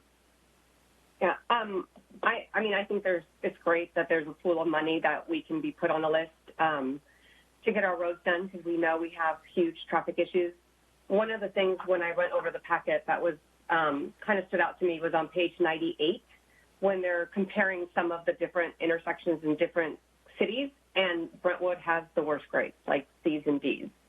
So I think, Mayor Bryant, you're on the committee, but I think anything that we can do to push some of our projects forward just because of our horrible traffic would be fantastic going forward. Anything would be greatly appreciated. I mean, this mom that when school's in session drives down Balfour, and all of the other people in town, I think would really appreciate it. So thank you. Thank you. I couldn't agree more. Councilperson Meyer. I have no comments at this time. Councilmember Rarey. I agree. This Sand Creek really does need to get done, and anything that we can do to get it onto the list for regional funding is absolutely needed. And that's I think we really need to move forward on this. Vice Mayor Rodriguez. Yes, I agree with all the council members. It's a great opportunity for our community. I think it's also a great opportunity for any type of emergency, so we have access to Deer Valley, to the hospital. I just see a lot of benefits to it. So, yeah, I think as all the council members, I think it's something that we should really consider to move forward with. Thank you. I feel exactly the same way. You know, this potentially would be able to save several minutes off an emergency drive to Kaiser for our residents, our families, and alleviate some of the arterial congestion we see everywhere. So at this time, if we could get a motion. Make a motion to, as detailed in the staff report, adopt a resolution, 1, approving an amendment to the East Contra Costa Regional Fee and Financing Authority Joint Powers Agreement, and 2, approving and adopting the amended Regional Fee Program update to include Sand Creek Road from State Route 4 to Deer Valley Road. I second. We have a first and a second. Roll call vote. Councilmember Mendoza? Yes. Councilmember Meyer? Yes. Councilmember Rarey? Aye. Vice Mayor Rodriguez? Aye. Mayor Bryant? Aye. Motion carries. Unanimous. Okay, we will now move into business items. Item E1, the COVID-19 vaccine distribution phase plan and frequently asked questions. City Manager.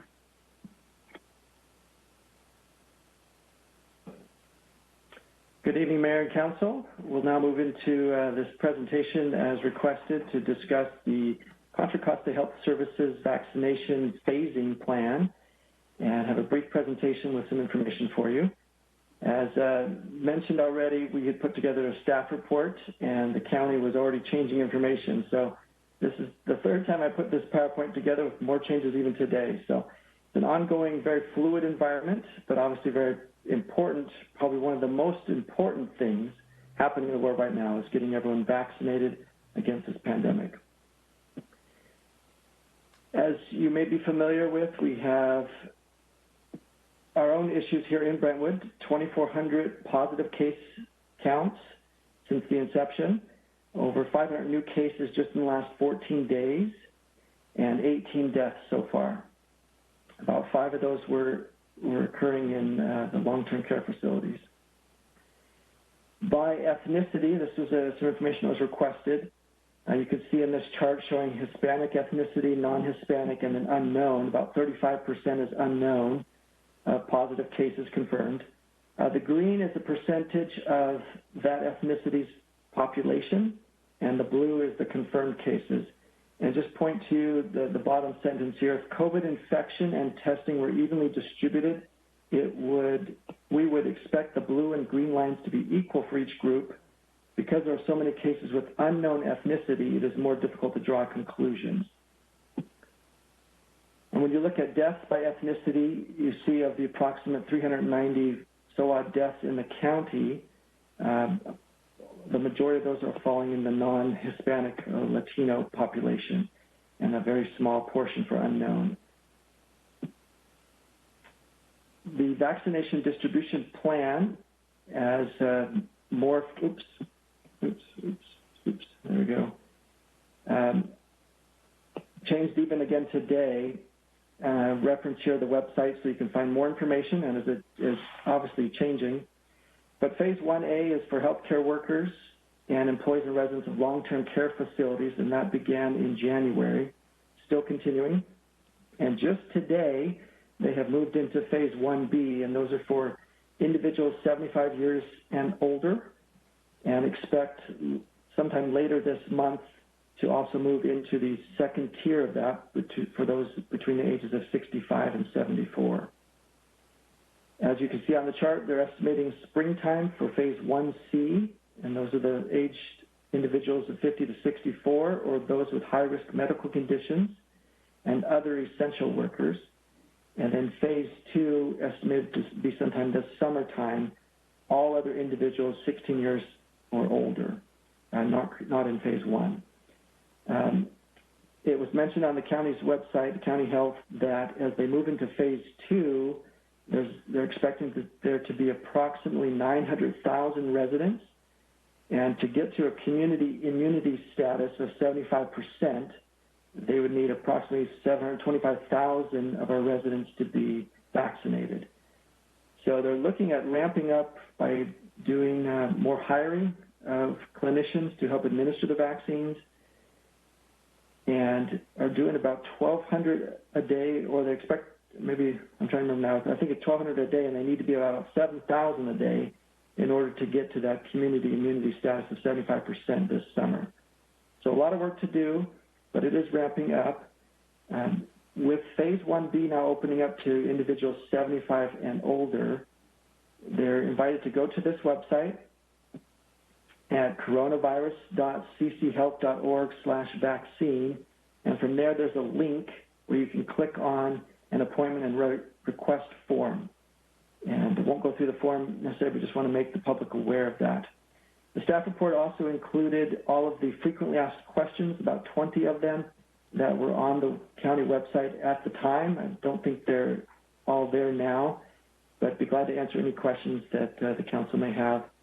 And we will continue to provide information that the county provides to the city and help disseminate that information so that we can keep a broad scale information campaign to all the public.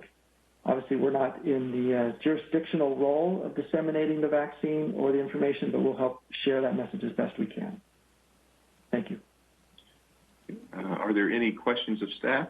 Council Member Mendoza? Quick question. I know that they are doing testing at the senior center. I know some of the testing centers are changing into vaccination centers. Is there any possibility of that happening? Yes, that is the possibility. I believe there's some initial discussions about amending the lease that we have to make that happen if it hasn't already occurred. Okay, and I also heard that they're going to allow dentists, because they deal with a lot of shots, to administer the vaccine. Have you heard anything about that for our local dentists?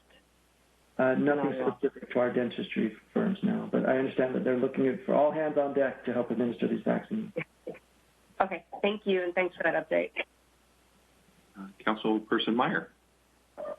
I spend a lot of time in Zooms that are going over this exact topic on a county and state level, but I have not heard, and maybe you have, what about people who are homebound, whether they're disabled or elderly? How are we going to administer vaccines to them? Do you know anything about that? I don't. I can probably find out. I just thought of it now, but I will see if I can find that answer. Council Member Rarey. Yes, Tim, is it, I've also heard that there's a possibility we may be using our community center or a portion of our community center for the vaccines. Is that also something that's being looked at? I've not heard that. Okay. I would be willing to make any facilities available to help make the vaccines more available. Okay. Or maybe even look at Trilogy and Somerset and bring some out to the community, making it easier for them to get it. That might be something that we're looking at for this first couple phases. Mm-hmm. Vice Mayor Rodriguez.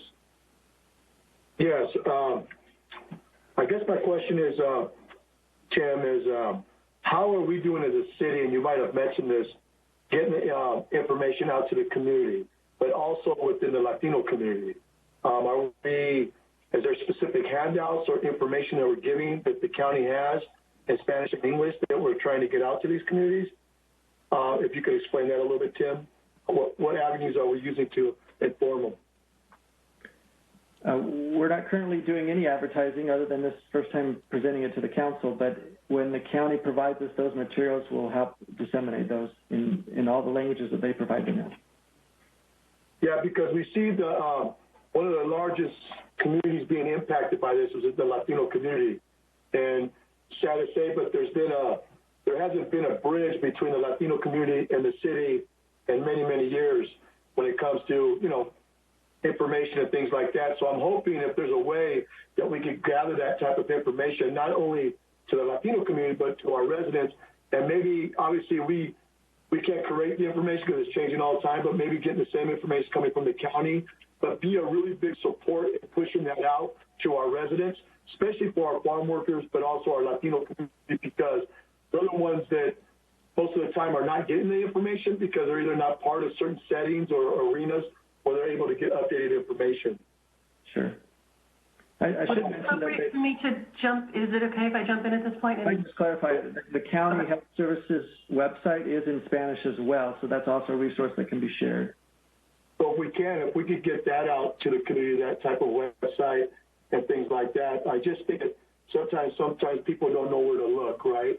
And I think that we can make them aware of where they can look would be great. Another thing is that I know that we're doing testing in like the community centers.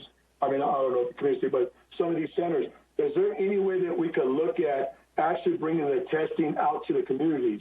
I have friends that are doing work in Oakland, the Mission District in San Francisco, and what they're doing is they're basing their testing sites within those communities that are basically being impacted the most. And a lot of times those are farm working communities or just specific neighborhoods, the Latino communities that are being impacted where they're actually having canopies and putting everything out there. Do we have any control or say, or are we working with anybody to be able to maybe go into that direction? I was on the phone with all the city managers in the county last week with the county health officer and director and expressed on behalf of Brentwood that we're available to make any of our facilities available for testing sites and for vaccination sites. So we've expressed that their biggest challenge is not enough supply of vaccines and not enough employees to administer the vaccine. So as that ramps up, I expect that they'll reach out and contact us again for more opportunities. Well, one of the things that I would like to see, Tim, is that if you can, I mean, not so much facilities, but actually trying to go into specific, like I said, communities. You know, if it's working with a certain manager within like a shopping center to be able to use, or going into different communities that high population of Latinos and farm workers would be great. So I don't know if you could mention to them to see if they're open to something like that. I know that people like myself, we're meeting with different people in the Mission District to be able to see how they've been doing it and maybe implement that out here. So just some ideas, Tim, when you're talking to them. There are other groups that are going to be doing stuff. I know they have received grants and opportunities.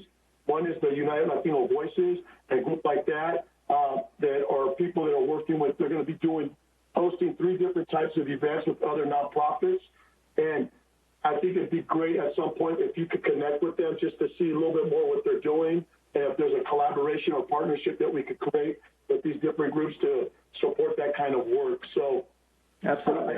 I just think we need to become creative and outside the box thinking, especially for some of these communities that are not comfortable with their own practices, right? Like, you know, looking it up or doing things like that, or they just never done it. So I hope that maybe when we're talking to these people, we could continue to think of things a little bit different than just facilities. You know, Johnny, you make a really good point there, Councilmember Rodriguez, you make a great point there.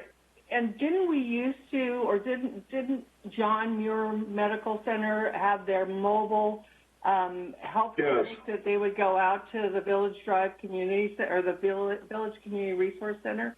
Yes, and Councilmember Rarey, I apologize, Councilmember Rarey, is that you're exactly right. They do have that, and right now there's certain groups in the community that are all starting to collaborate. John Muir is one of those. United Latino Voices, the Latino Community, different groups that are going to target these areas. So, but at the same time, as nobody knows when the vaccine is going to go to the public. Right now, it's really specific. So they haven't really got direction on that. But you're right, there's that mobile clinic that John Muir uses at the Village Drive Resource Center. Yeah, and I think, I mean, and I'm hoping that they also do the testing there for right now so that they can at least get those tests done, especially, you know, when you've got the Latino community out there to be able to have something that's close to them to do the testing. So that hopefully, and I don't know if we need to talk to, I think it's Kristen over at the Village Community Resource Center to find out when they're coming and how we can help get those tests done with the mobile clinic. Well, Karen, for me, Councilmember Ray, what I would love to see is we do a whole thing at the parking lot there at the Dollar General where it's really organized and structured, and you know what I mean, to make it large enough to make a good impact in those communities. And that's where, so just so you know, those are things I know personally that are on the works that it'd be nice to have the city engaged at some point, right? But Tim, I mean, obviously, if you can, when you're talking to these groups, maybe instead of looking at facilities, looking at specific areas and demographics within our community to be able to hold some of these testing areas. Just a quick FYI, group. There are groups that are doing it. Actually, I printed from my home a bunch of handouts. Was it last weekend, the weekend before? I can't even remember. It's a big blur. What, the weekend before? They handed them out all to the field workers. So there are local groups that are helping and giving them the information, both in English and Spanish. So I think I mean, what Councilmember Rodriguez says is right. They need the information. So I don't know if it's us. I mean, Susanna, that's your wheelhouse, all of the nonprofits and how they're working in the county. But I know the county was going to supply some of the groups a bunch of handouts this week also, and just maybe getting them to the right people. And I think they were bringing in the mobile clinic for testing first and then maybe vaccination. So that's already all in the works. It's just how does the city get more involved and help get that message out, because it's getting that message out that is so difficult. So to jump in on that, La Clinica just recently signed a contract with the county to be able to do testing, and of course they'll be moving into doing vaccinations, and there is a plan for them to do that on a mobile level as well. And there are quite a number of materials that have been published in multiple languages, in addition to Spanish, several other languages as well, and I'm happy to share what I've got access to. But I know that there's a county group that's more specifically dealing with COVID impact on the elderly as far as isolation and mental health. But they're doing a whole entire, also a campaign on COVID response and vaccinations and that sort of thing in multiple languages. I know they're talking to Spanish TV. So I have a lot of information on that part of it. Councilmember Rodriguez, I couldn't agree with you more. I think you're completely on the right path here as far as how to engage with that community. But I'm happy to share materials that I've got. I know that United Latino Voices is on my radar for receiving those kinds of information, flyers and such too. But I'm trying to keep my eyes on those things as well in multiple communities. I believe Los Vedanos also has testing on site, and we'll probably do something there as well as far as vaccinations. But this is, as Tim was saying, this is a rapidly moving and changing daily kind of vision that we all need to keep our eyes on. And I think if we can work collectively on it, it seems like we've all got a touch and a feel of a different part of the community, and if we come together, we'll have greater impact. And I think if we could do something with our new PIO around this kind of a campaign, multi-language campaign on the website and through social media, that sort of thing, I think we can make some progress with this.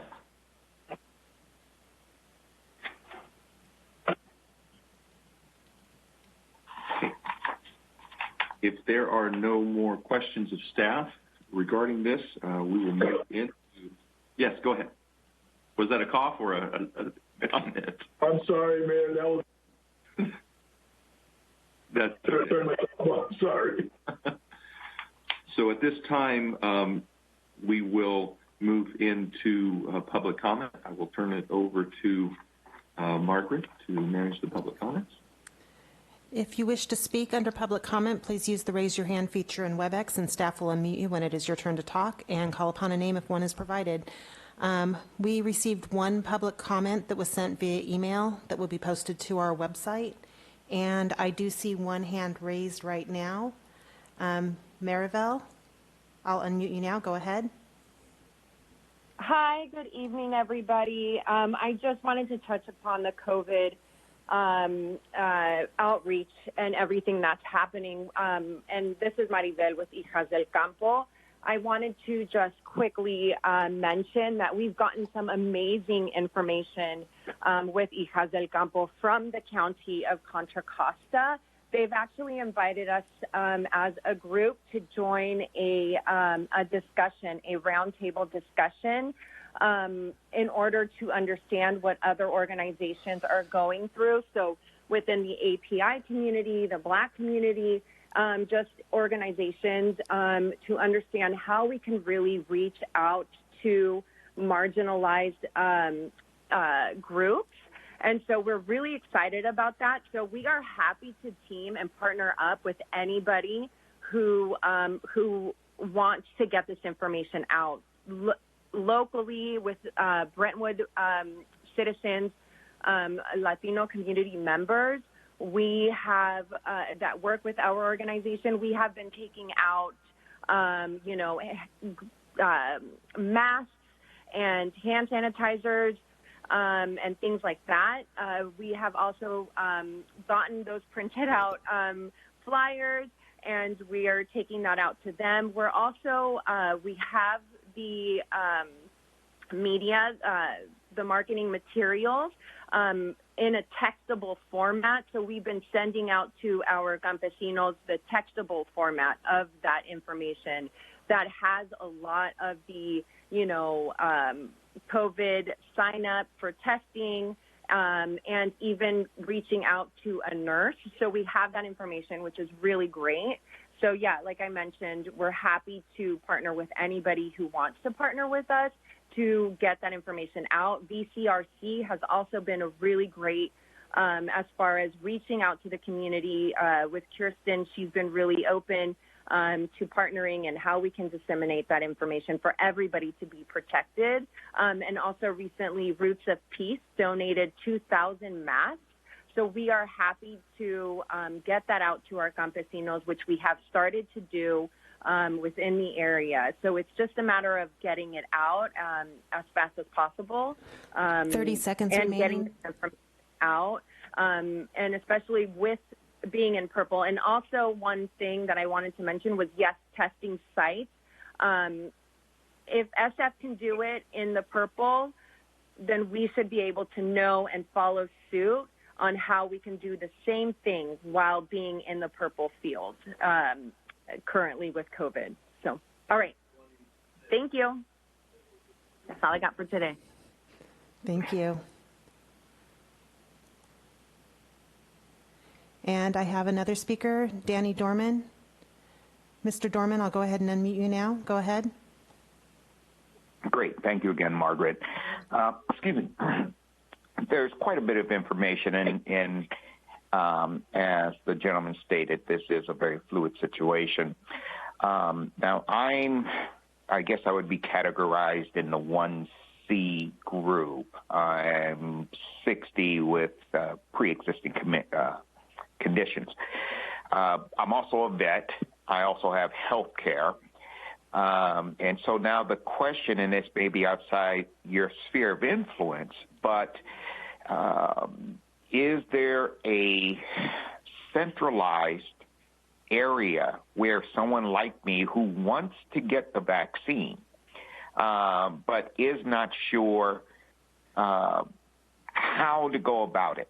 And, for example, if Kaiser is opening up their facilities to anybody, or if CVS, or, I don't know, and you are mentioning how the categorization is being made, but the execution is the part that I'm most interested in, and I think others as well. In addition to Mr. Rodriguez's point regarding getting the word out, I totally agree that I think we are way too reliant on just point and click, and that additional legwork, and I don't know who, volunteers or whomever, we really need to get the word out. I know the previous caller was talking about providing information, but I don't know. I don't know if that type of information is as important as finding out where you qualify, when you qualify, who should you be reaching out to? Should it be your doctor? Should it be a pharmacist? Those unanswered questions. Maybe if somebody can give a report on the execution of the first phase, the phase we're going through right now, maybe we can get a look back and see where there were some shortcomings, where there were successes, and hopefully put that out to the community in a way that really makes it easy to understand. Because we do have folks out there who are scared. There are folks out there who think, I'm not going to go down that rabbit hole, but that we need to take this vaccine. And like I said, I'll be the first one in line. I just need to know where the line starts. So thank you very much. Really do appreciate your time. And go Brentwood. Thank you. There's no additional speakers with their hands raised at this time. At this time, we will then close public comment and move into council discussion. I know that there's already been a lot of discussion about this. and so we'll just continue to open it. If there's any further things, Councilperson Mendoza. Yeah, I think just based on Danny's comments right now, I think it's a little confusing. And I don't know if everyone else feels the same, but maybe this is something that you put on our front page of our website, like to get vaccine, if you meet this criteria, click here, which would then take you to the county form. I just think, like Councilperson Rodriguez was saying, if we make it easy, then they're going to be more apt to do it. So, I mean, we don't want a lot of click-throughs. I think for this, come to the home page, see it, click it, and fill it out might be easier. I don't know how everyone else feels about it, because I think there is some confusion, as Danny said. There is a form you fill out if you meet the criteria, and then that form you're responded to with where you go and when. So I think, making that clearer to everyone would be great. Okay, Councilperson Meyer. I have to say, I think this is a really, really great, productive, collaborative discussion I'm super happy to be a part of. But I do think there's a lot of really good questions that are being brought up, and part of that is what Vice Mayor Rodriguez was talking about, and also Councilmember Rarey, in that, bringing the vaccines to the people as opposed to expecting them to come to the vaccine location is something that we need to have, to be part of that discussion. But I'm wondering, too, if we can reach out to the county, find a contact who is more a part of this actual planning to come and speak at a future council meeting, and maybe that's something I have to add at the end. I'm still new on this, sorry about that. But I think some ideas about doing the different kinds of marketing campaigns around this, like Councilmember Mendoza was talking about, but also maybe doing something in print, since a lot of our older adults are reading that, and maybe climbing on board and advertising these Spanish television campaigns that are going to be starting really soon, like trying to find a way to jump on the bandwagon as far as what other people are already doing, so that we're not reinventing the wheel, and trying to reach as many people as we can. And as far as what Danny Dorman was talking about, of course, that one link that goes to the county, there's an application on there that if you complete all of your personal information, it will tell you where you are and how to get to the, when it comes to it, what you were supposed to do to get that vaccine. So I think there's a lot of communication. I'm glad we have our new PIO. We're gonna put him to work big time on this one. I think it's all about connecting with the community, making them feel more comfortable with this process. It's scary for us too, but the more we can do to be really transparent and like Councilmember Mendoza said, very, very clear and easy in our communications, I think that's going to be really critical for this moving forward. Vice Mayor Rodriguez.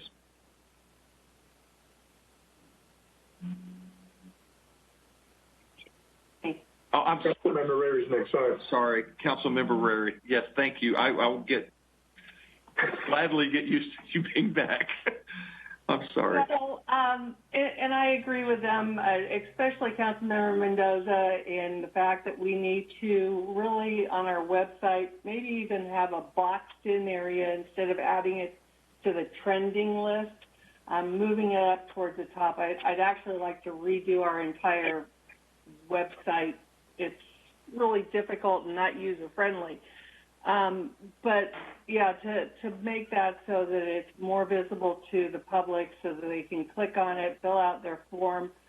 My brother, he works in a facility and there's been 91 cases, and he sent me a text just for the meeting saying he now has a fever. So, and my daughter-in-law has had it. So it's something that the public needs to get those shots as soon as they become available. I know Kaiser's reached out to me because I do have, a pre-existing condition I'd be one of those on the higher tiers because of it. But not everybody has that type of insurance that does reach out to them to let them know that it's available. So, yes, we do need to get this on the website and make it easier for the public to be able to find when and where they're going to be getting their shot. Thank you. Now, Vice Mayor Rodriguez. No, I agree with everybody, what all the council members are saying. I think I already said enough, but I think a lot of times, websites and phones and this and that are great. But one of the things I've learned in 29 years of working in the community is you've got to put your feet into the ground. And you've got to be able to understand the communities that you're walking into. And you personally sometimes have to be out there and hand it to the people or put it at their door or knock on their door and put it through the door. And you've got to be able to go out in those communities because a lot of times it's sad to say, but they're not going to look at the city website. They're not going to look at all these different things. And then also you got to have people that understand those communities. I mean, it's a lot different when those communities respect the people that are walking through there and really understand where they're coming from, and they're more acceptable to listen. So to me, I think that we could do, I hope that at some point on different groups or whoever's out there, that we could collaborate and work with them to do the actual footwork, go spend 6-7 hours walking door to door and talking to the residents and making sure they're educated about this. So I agree with everything else, though. I think it's necessary. It needs to be done. But I think a lot of times, got to get dirty. Got to go out there. And so I know I've been doing it for a long time, and that's the way I've always operated. So I think that at some point it'd be nice to see the city possibly, obviously it's not maybe our staff itself, but collaborating with other groups that are doing it. Thank you.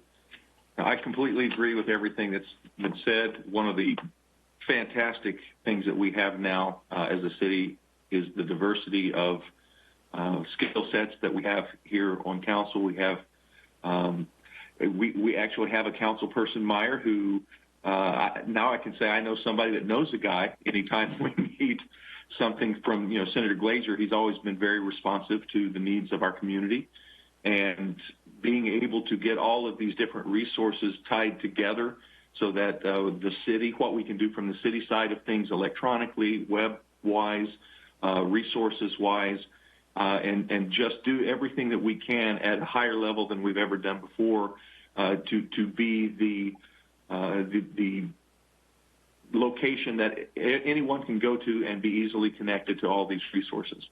And I think we have the ability to do that. And this is something that there is a lot of fear involved with it. There's a lot of misinformation that's been put out there that is harmful for people that are buying into some of these things.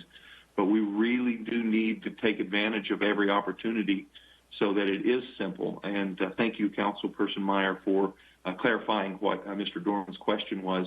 I appreciate how easy it is to go on the county system and find out where you are in line and what you need to do.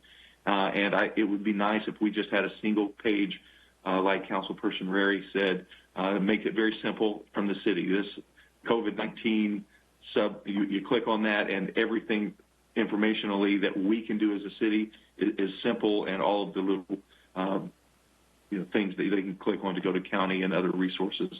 I know that probably is it's significant work for some, but we do have a new PIO who is an outstanding asset to our community, and that's going to let us do things we were never able to do before more effectively. So at this time, if we could get a motion. There's no motion on this one. There's no motion. Yeah, thank you. Okay, so we will move on to item E2. Resolution approving and authorizing the execution of a memorandum of understanding between the City of Brentwood and the Brentwood Employees Association, Miscellaneous Office Division for July 1st, 2020 through June 30th, 2021. And I'll turn it to Sukari. Good evening, Mayor Bryant and council members. The item before you tonight for consideration is the MOU between the City of Brentwood and the Brentwood Employees Association Miscellaneous Office Division. The period of this contract is 1 year. It is July 1st, 2020 through June 30th of 2021. I would like to highlight a couple of things here. We did start negotiations. We, as the city's negotiating team and the miscellaneous office group a little earlier this term, because we were looking to build and to strengthen employee and employer relations. So it was going very well. We were having more conversations at the table versus us just sitting at the table passing the traditional contract way, which is just passing proposals back and forth. However, we all know what happened, COVID. And so that had both sides press the pause button and caused us to kind of say, let's see where things are going to go in the budget. So with that, we were still finally able to come up with something that both sides could agree on. And I'm happy to say that we have something before you for consideration. Some of the things, just to mention what we have in this new contract, is we modified some of the language just to be in line with some of the legislation. We put some things in place that were already kind of our practices, and we just want to memorialize that. We have also expanded our bilingual pay. Right now we only have Spanish, but now we will be looking at expanding that to other second languages, and that will be based on the needs of the community and as determined by the city manager. So this contract was, this tentative agreement was ratified by the Miscellaneous Office Group back in November, and I have this item now before you for consideration for this new contract between the city and the Brentwood Miscellaneous Office Division. So I will pause there for a moment to see if you have any questions that I can answer. Do we have any questions of staff? Councilperson Mendoza? No questions. Okay. Councilperson Meyer? No questions, thank you. And Councilperson Rarey? Just have one question. Sign language. Do we have somebody that can do sign language for us? That's an excellent question. We very well may, but however, that's not something that we previously paid for. We only paid for Spanish. That now is opened up. American Sign Language is another language that someone could be paid for. So again, I would be working with Tim to determine the needs of the community, and that very well could be one that we would pay an employee for. Okay, thank you. You're welcome. Vice Mayor Rodriguez? Shakari, really quick, how do we evaluate our bilingual translators? Because I know that, I'll be honest, we get an attorney talking or we get one of our directors talking and they use these big old words, right? And I'll be honest with you, I don't think I could even translate it myself because of my Spanish, but how do we evaluate who could be a translator and who not? And how does that determine? Because I think sometimes, I can speak Spanish, right? And then you hear Damien talk, you go, oh my God. And then the information is not being given to whoever is supposed to get the information correctly. So it can make it where they're really missing the essence of what they're supposed to know. So I'm just wondering, how do we evaluate, I'm just speaking, I guess, in regards to Spanish speakers, because that's the first one we've worked with. How are they evaluated and how do we know that they're qualified or not? So, excellent question. I do want to mention what we're doing now and then kind of touch on what you're talking about translation, because I believe the translation piece is very different. So right now, what's in place for employees who are designated as Spanish is first of all, when they're hired, what we do is work with the departments to make sure the department heads are aware of this individual who is who wants to be paid for speaking Spanish. And we utilize internal staff who are already designated as bilingual Spanish to test those employees. And then from that testing process, that's how we decide or determine who, is paid and who is not paid. I found out about this as I was going through as we were doing negotiations. So we do need to put a procedure in place that I am working on right now. Right now that's what's going on, and we have some work we can do there, and I'm definitely committed to that. Even though this was prior to me, I'm responsible now, and so it's my thing to fix. So I'll be working on that. In terms of the translation, I believe that's kind of a separate thing. right now we're paying people for bilingual, so being able to have this conversation and being able to work with the community if they speak Spanish. Translation would mean interpreting and going back and forth, and I don't believe that that's what we're doing right now. I think that's, again, a separate thing and would require a different skill set, so to speak, there. So I hope that answers your question. Yeah, I just know that in the past, especially with Parks and Recs, right, they're really out there in the community and trying to build those, relationships. I know they've gone to Village Drive a few times and invited the community to come to meetings, and the community would say, well, are you going to have a translator? And at that time, we really didn't have that in place, right? So what I'm thinking is if they do come to the meetings, somebody is going to translate that for them to understand. And sometimes, I'll be honest with you, the wording could be really complicated, in Spanish it's said differently. And I'm just wondering, because the worst thing that could happen is you reinvite these communities, but they're not getting the right information because our translator is not really saying it correctly. If that makes any sense. Following you, but I just still want to say, and okay. I don't want to get hung up on this, but they're not translators. So again, I think that's a different okay. skill. But yes, we do pay them for being able to speak the Spanish language and assisting our customers in that regard. Okay, I was just wondering what the evaluation is or what the skill they need. But I appreciate that, Shakari. Thank you. Thank you. Okay, if there are no more questions of staff, and I don't have any questions at this point, we will now open public comments. Margaret? If you wish to speak under public comment, please use the raise your hand feature in WebEx, and staff will unmute you when it's your turn to talk and call upon a name if provided. If any public comments, no, not that part. The city has received 0 public comments regarding this item that were sent via email prior to the meeting, and I am seeing no hands raised on this item. Okay, so at this time, then we will close public comment, move into board discussion, council discussion. Councilmember Mendoza. No comments. I'm just sure they're happy now after July that now they finally get a contract because it's been a long time coming. So good job.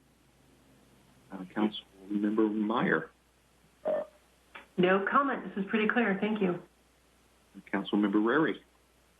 I just want to thank the members of BMOD and for working with us, understanding the difficulty of this time, and working with us to create a contract that satisfies them until we can do our next bargaining. Vice Mayor Rodriguez. No, I have nothing to add. Okay. And I also want to thank staff and our labor groups and employee groups.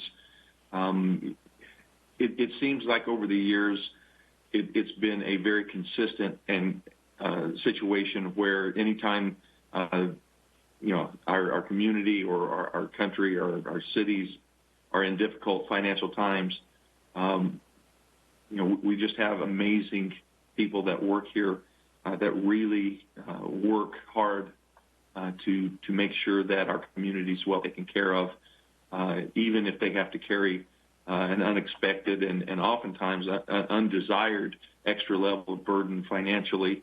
This is more than just making a few concessions. This was a real effort on both parts to come to a way to move forward, and I appreciate it very much.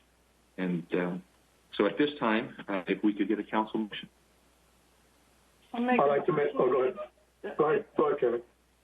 As detailed in the staff report, adopt a resolution approving and authorizing the execution of a memorandum of understanding between the City of Brentwood and the Brentwood Employees Association Miscellaneous Office Division. Go first. I'll second. A second. Roll call vote, please. Councilmember Mendoza?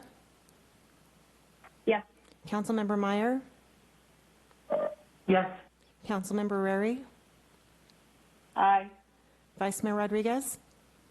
Aye. Mayor Bryant? Aye. Motion carries unanimous. Okay, so at this time we will move into item E3, A resolution to approve a new capital improvement project consisting of Deer Ridge frontage landscaping improvements, amend the fiscal year 2020, 2021, and 2024 through 2025 CIP, and amend the fiscal year 2020 and 2021 operating budget. And I will turn this over to Bruce.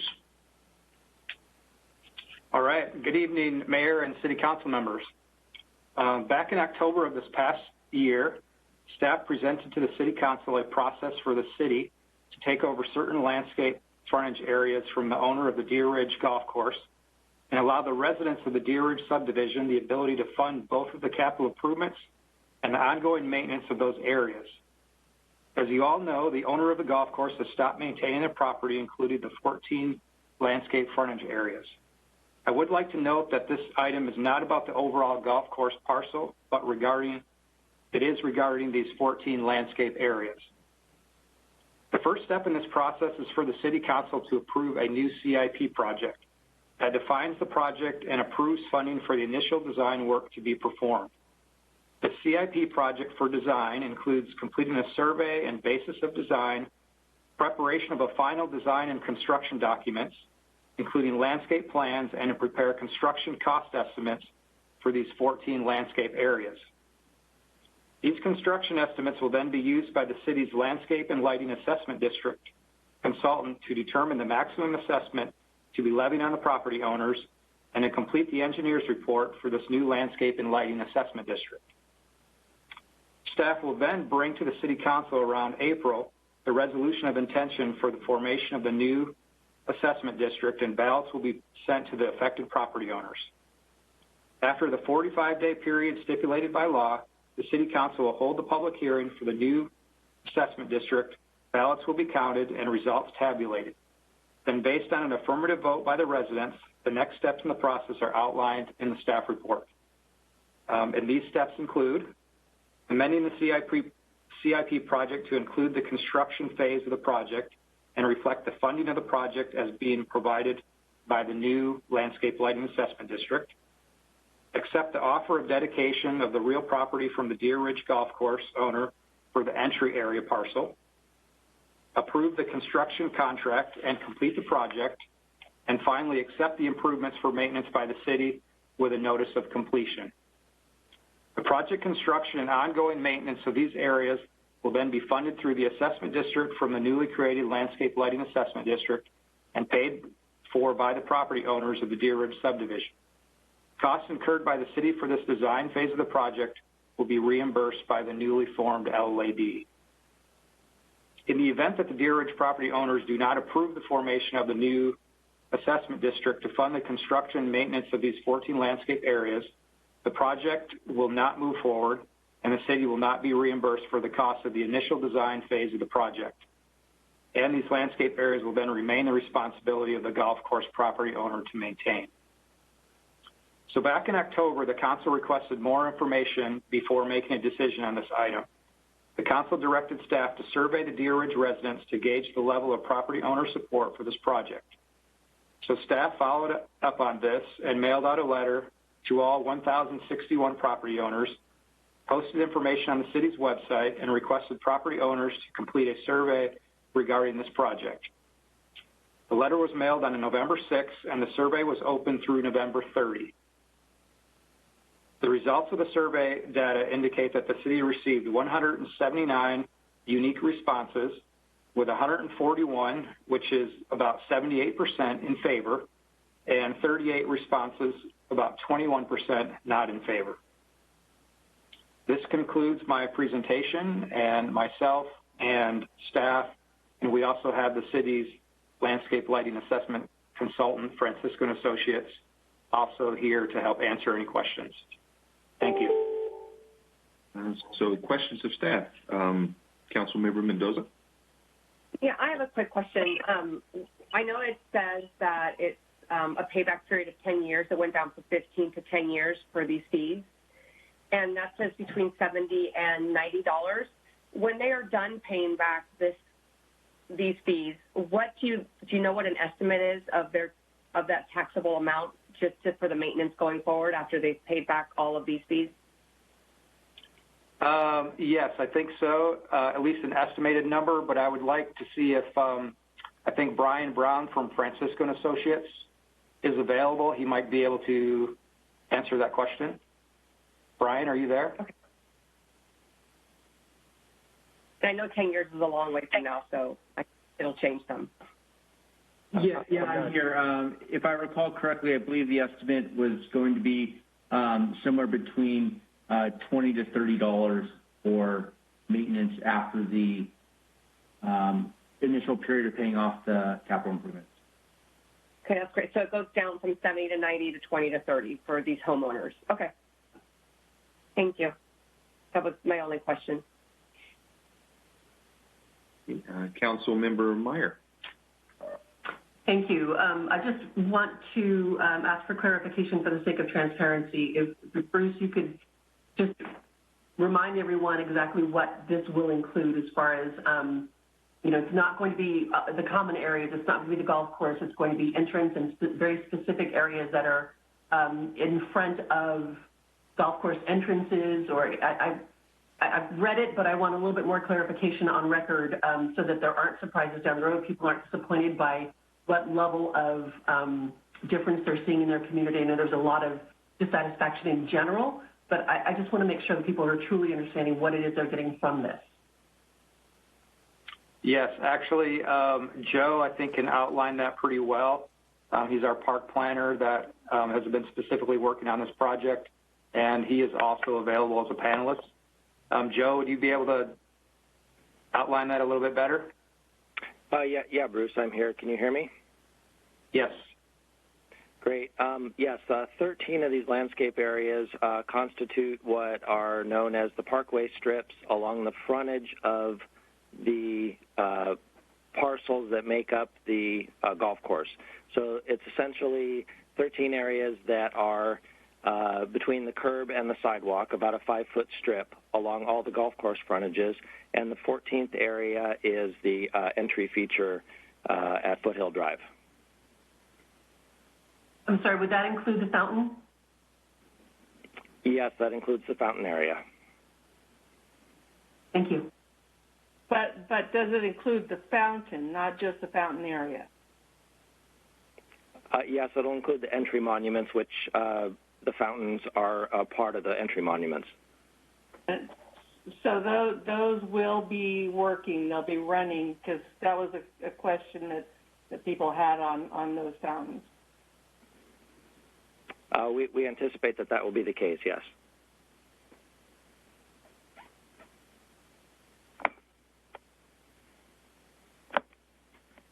Councilmember Rarey, do you have any further questions? Yes.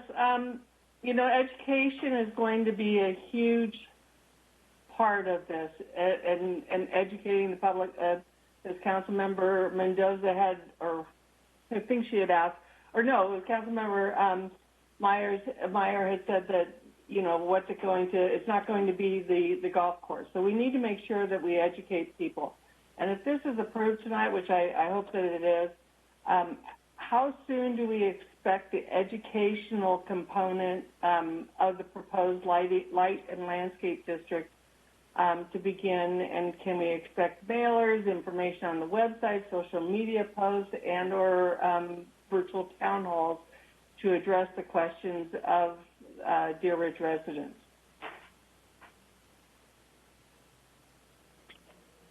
Brian, you might be able to explain the process that you go through for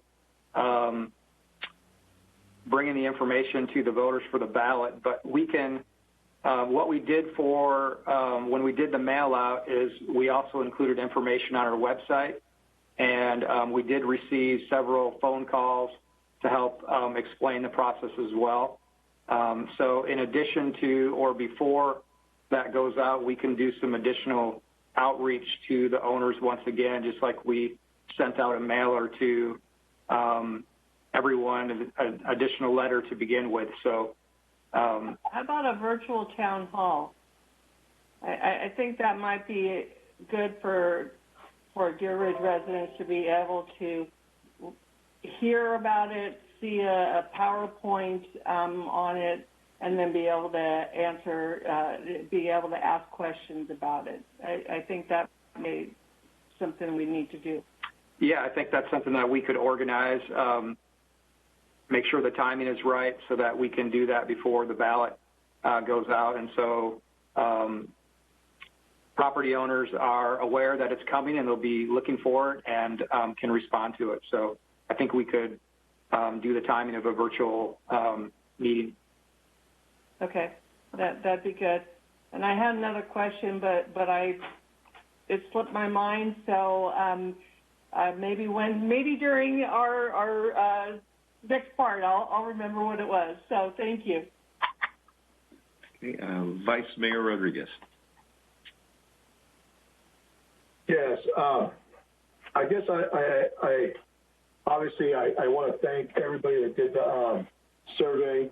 I also want to thank everybody that gave feedback, because obviously the feedback was wonderful in regards to yes and no's from that community.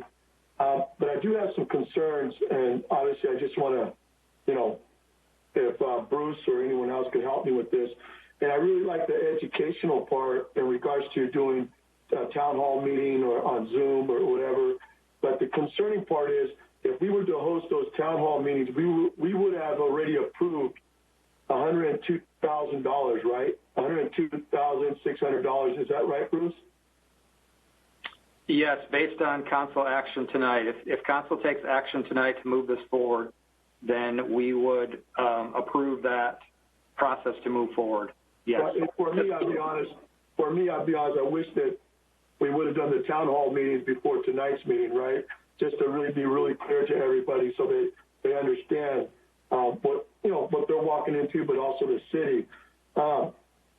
So my other question is, what would the total project cost once we go to the next stage? What are we looking at in regards to the total project? Joe, do you have that information? I think some preliminary costs, including the design, which is what's being approved tonight, all the way through the construction, would range somewhere around $600,000 to $700,000 total. Okay. Okay. And we're hoping, obviously, if we get to that stage, hopefully the residents already approved it, right? Voted for it. So we wouldn't get to that point unless it got passed. Currently, we're only looking at the city being impacted. Before that would be $102,600. Am I right? That's correct. Okay.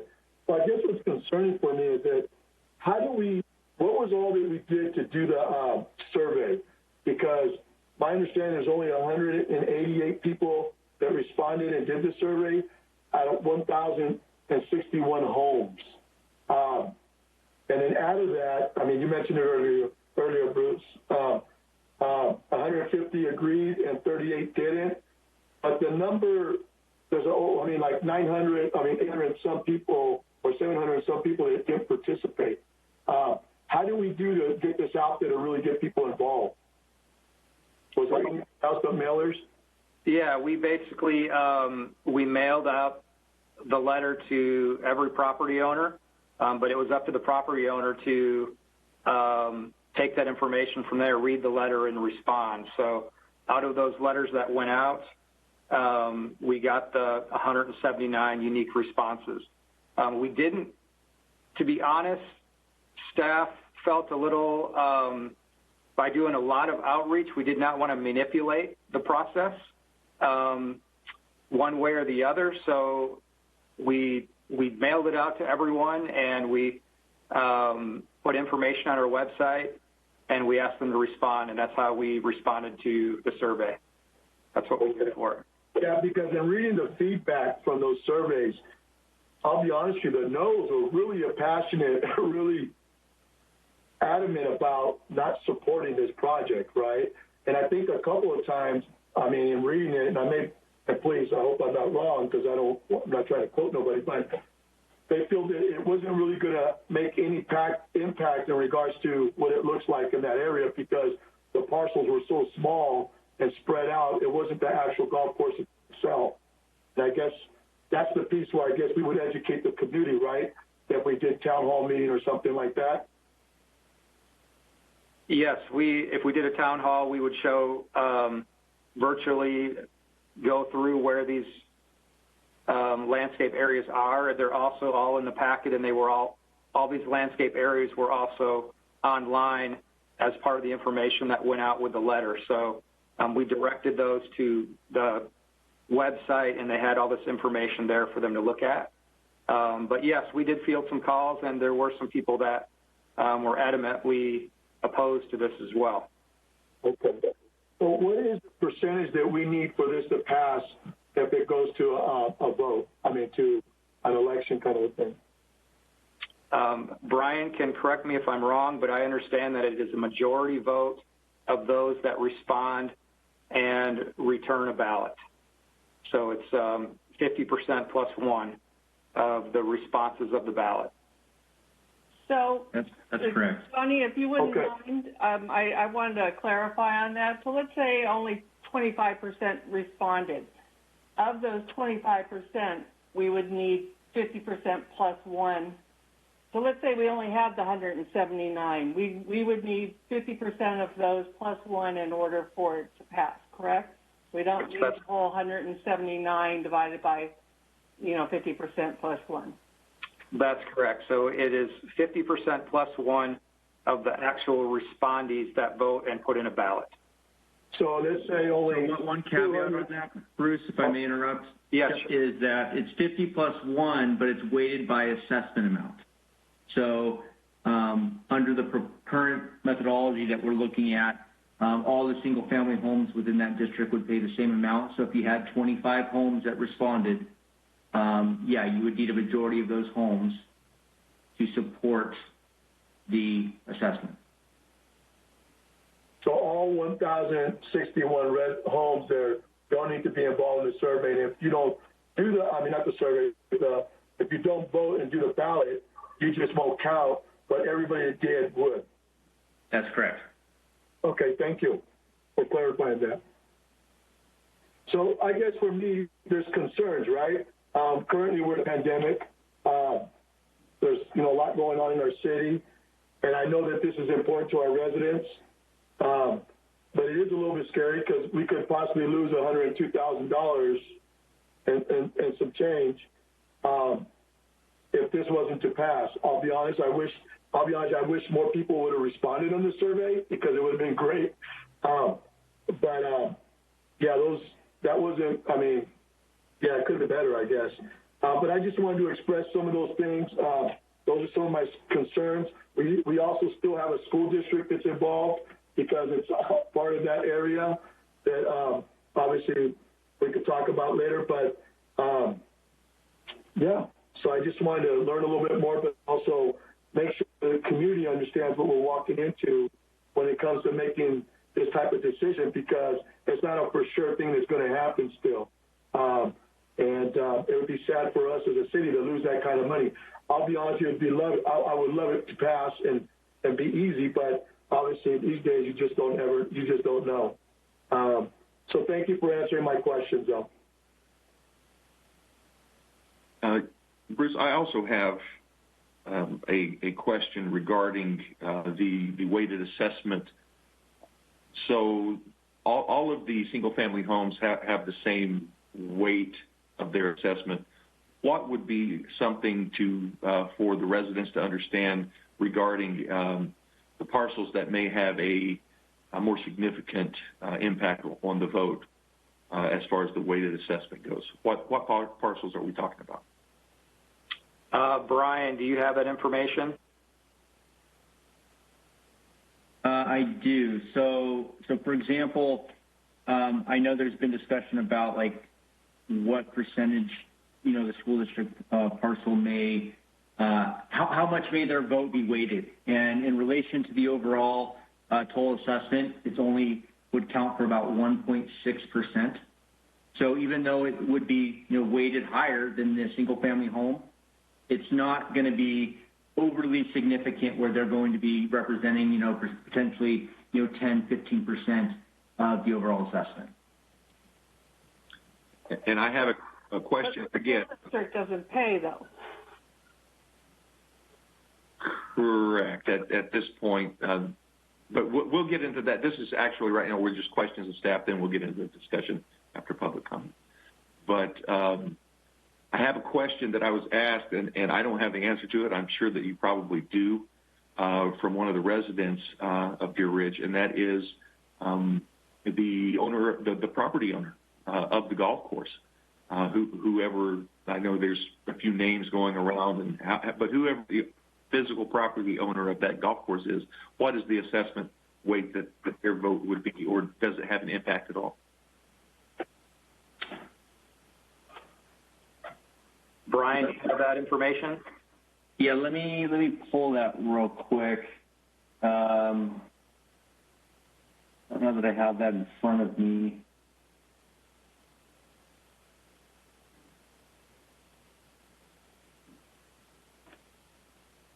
I can pull that for you and circle back with you in just a moment. In relation to his question there, and I brought this up the last time, is since we're creating a new LLAD, why do we need to include the golf course or the school or KinderCare? I think KinderCare is part of it as well.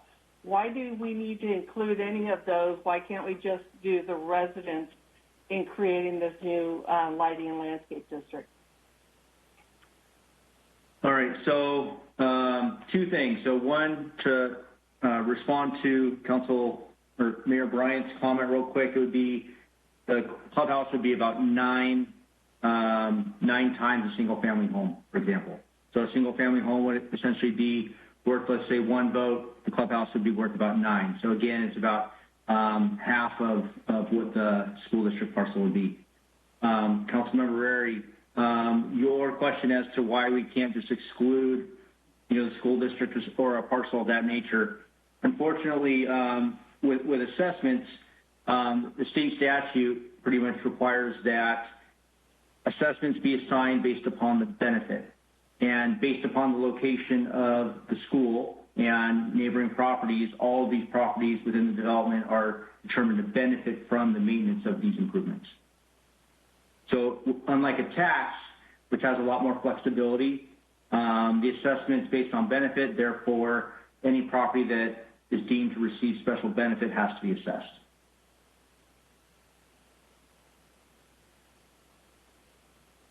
So that means the school district would pay? It means that the parcel must be apportioned cost. So every parcel that's deemed a benefit is required to have their portion of the cost assigned to their property.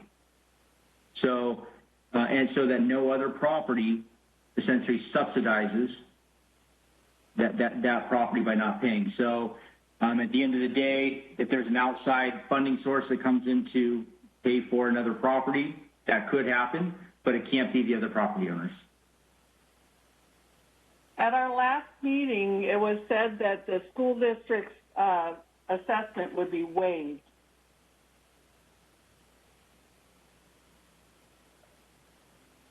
I don't know that it would be waived, but it's been past practice that the city has picked up the proportionate share of the Brentwood Unified School District's assessments. And so with this one, unless something changes and we go to the school district, we would have to base it on past practice. That particular amount of, based on their proportionate share, the estimated amount of that is about $1,600 a year.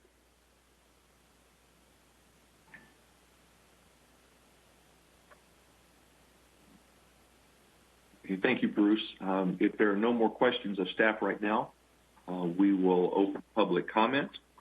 I'll turn it to I have one question for Bruce again. So what you're saying is the school district would cover it, the city would, and it would be $1,600 a year for us to cover that for the school district. Yes, that's the estimated share based on the school district's proportionate share of the parcel. That's estimated to be about $1,600 per year. And based on past practice, is that the city has picked up Brentwood Unified's proportionate share. So this most likely would be handled the same way. What about after the 10 years? What happened? What price would it go down to after 10 years when all the construction is no longer on there? Brian, you might be able to give an estimate on that. It would be similar to the question earlier. Yeah. The same proportion. I believe it would drop to somewhere in the range of probably $450 to $600, depending on the final assessment rate. So currently, Bruce, we're at $102,600 to move forward. That's before we put it on a ballot. But we also got to remember, if it does pass, we're still going to have to pay the difference for the school district, right? Which would come out to whatever, $1,600 times 10 for 10 years.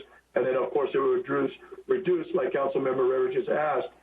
So we're recovering not only that fee, but possibly the cost for the school district then, right? Yes, that's correct. And then one other thing, just to be completely transparent, in the fiscal impact section, it also mentions that the city also has to account for any general benefit of this project, and that is estimated to be very nominal, but could be, there is about a 2% of that could be considered to be general benefit. So Brian, I don't know if you can explain that as well, just so that is also considered as well, that there will be a small general benefit cost that comes back to the city as well. So that's correct, Bruce. So when we work with assessments, there's essentially two types of benefit. There's the special benefit that's conferred, directly to the properties within the development, and then there's also the potential for what's called general benefit, benefits to the public at large or people that may just be passing through the development. Based upon, initial determinations, it's expected that'll be about 2%, so it'll be low, which I don't have that number in front of me, but that was in the staff report. But it's essentially, I believe, about $1,000 a year that is estimated to be a general benefit that the city would need to pay for, again, because unfortunately general benefits and any costs associated with general benefits are unable to be assessed to property owners and have to be paid from an outside source, which historically has been the city. But isn't that currently already part of the entire landscaping for everywhere? Because it's currently part of an LLAD, which means that it's a general benefit already for the rest of the city. Is that not correct? That part of the city from other LLADs are already paying for that general benefit? If I'm understanding the question correctly, yes, like all LADs have a general benefit, but it's as these new costs come online, right? Because historically these costs were not being paid for by the city, correct? Nor were they being asked to be paid for using assessment revenues. So with that being the transition that, hey, we're looking to have assessment revenues and the city maintain these landscape areas, we have to take into consideration that now there will be assessment revenues paying for a large majority, but there will be a general benefit component that the city will need to pay for. So I think the difference is historically the city hasn't been asked to pay for these areas, and an assessment district wasn't paying for these areas. They were being privately maintained. So less than $10 a month? Yeah. No. Okay. Okay, any more questions before we go to public comment?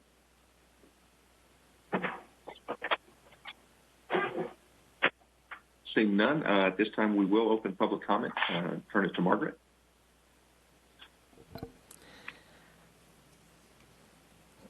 Hi, I have, if you wish to speak under this item, if you could please use the raise your hand feature in WebEx, and I will unmute you when it's your turn to talk and call upon the name if provided. I would also like to note for the record that the city received 11 public comments regarding this item that were sent via email, and I'd like to note that 11 of those were in support, all 11 were in support of this item. And I'm going to go ahead and call upon Rod Floor first. Mr. Floor, go ahead. Thank you, Margaret. I'm here to ask that the council pass the resolution and move forward with the next step in this process, the front landscaping improvements in the LLID. It's a step that was long delayed because a council member described the project as just some plants and trees and demanded a survey that came to a conclusion that surprised absolutely no one, but did put us months behind on this project. That council member should know that this is an issue with a developer who has been hell-bent on making our lives in Deer Ridge miserable for several years now, and that developer is Suncoast, of course. It's not just some plants and trees. There's a lot that's more complicated than that. We were kind of alarmed when we heard the same council member describe the vacancy survey results last month as merely advisory, and here again I hear him diminishing the result because only 1/5 is a huge sample. If you understand anything about statistics, but we got a really good turnout on the survey. So, I'm hoping that he's not going to continue on this particular path. We were made to wait months because of this survey, so we hope the results are not going to be simply dismissed. We did what we were asked and participated in the survey. We waited long enough. We've waited too long. Please just let us move forward with this project. I was really hoping to have a less contentious take on this, but I can see that Councilmember Rodriguez is not going to let up on Deer Ridge. He's going to keep with his little vendetta or whatever it is that he has. And so, I just want him to know that it's not gone unnoticed. And we were hoping for a little bit more congenial relationship going forward. But, if this is what he wants to be like, then he'll get the benefit of that, I'm sure. Thank you very much. Thank you. The next caller I have is Jody Marfia. Jody, go ahead. Thank you. I just wanted to clarify, I guess, and I don't know if you guys can or not, but the responses, were they per household or per registered voter? And if it went to a ballot, is it one per household or is it registered voters? Because we have 4 in our house, so I was just curious how that would work to potentially skew any results on a ballot or of the results of the survey.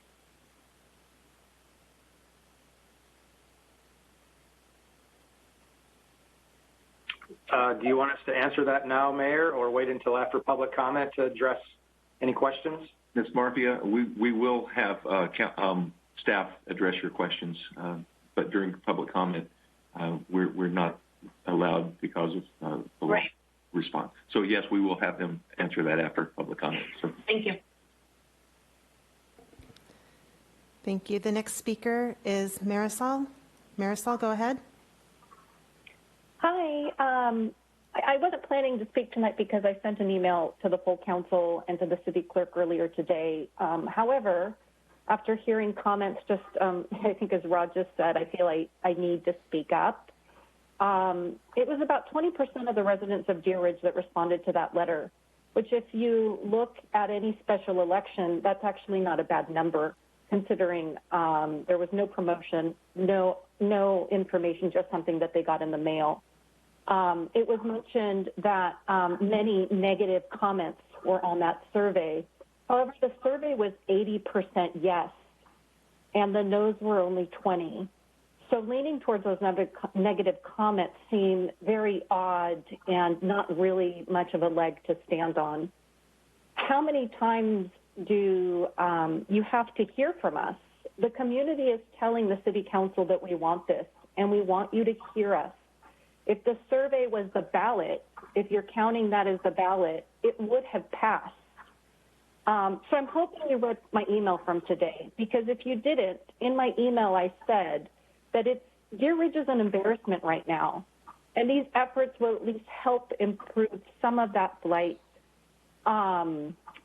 You know, this Deer Ridge resident does not believe, you know, you mentioned that someone mentioned it wasn't going to make a massive difference. I do believe it's going to make a massive difference. Right down my street from where I live, all there are dead plants and weeds on the sidewalk. This will improve that, so at least we have some greenery on the sidewalk, something to at least kind of try to not see the dead golf course. So I'd like the city council to please listen to the residents. 80% of those surveyed want it to pass. It will pass again if you send it to a ballot for everyone in Deer Ridge. We're willing to pay.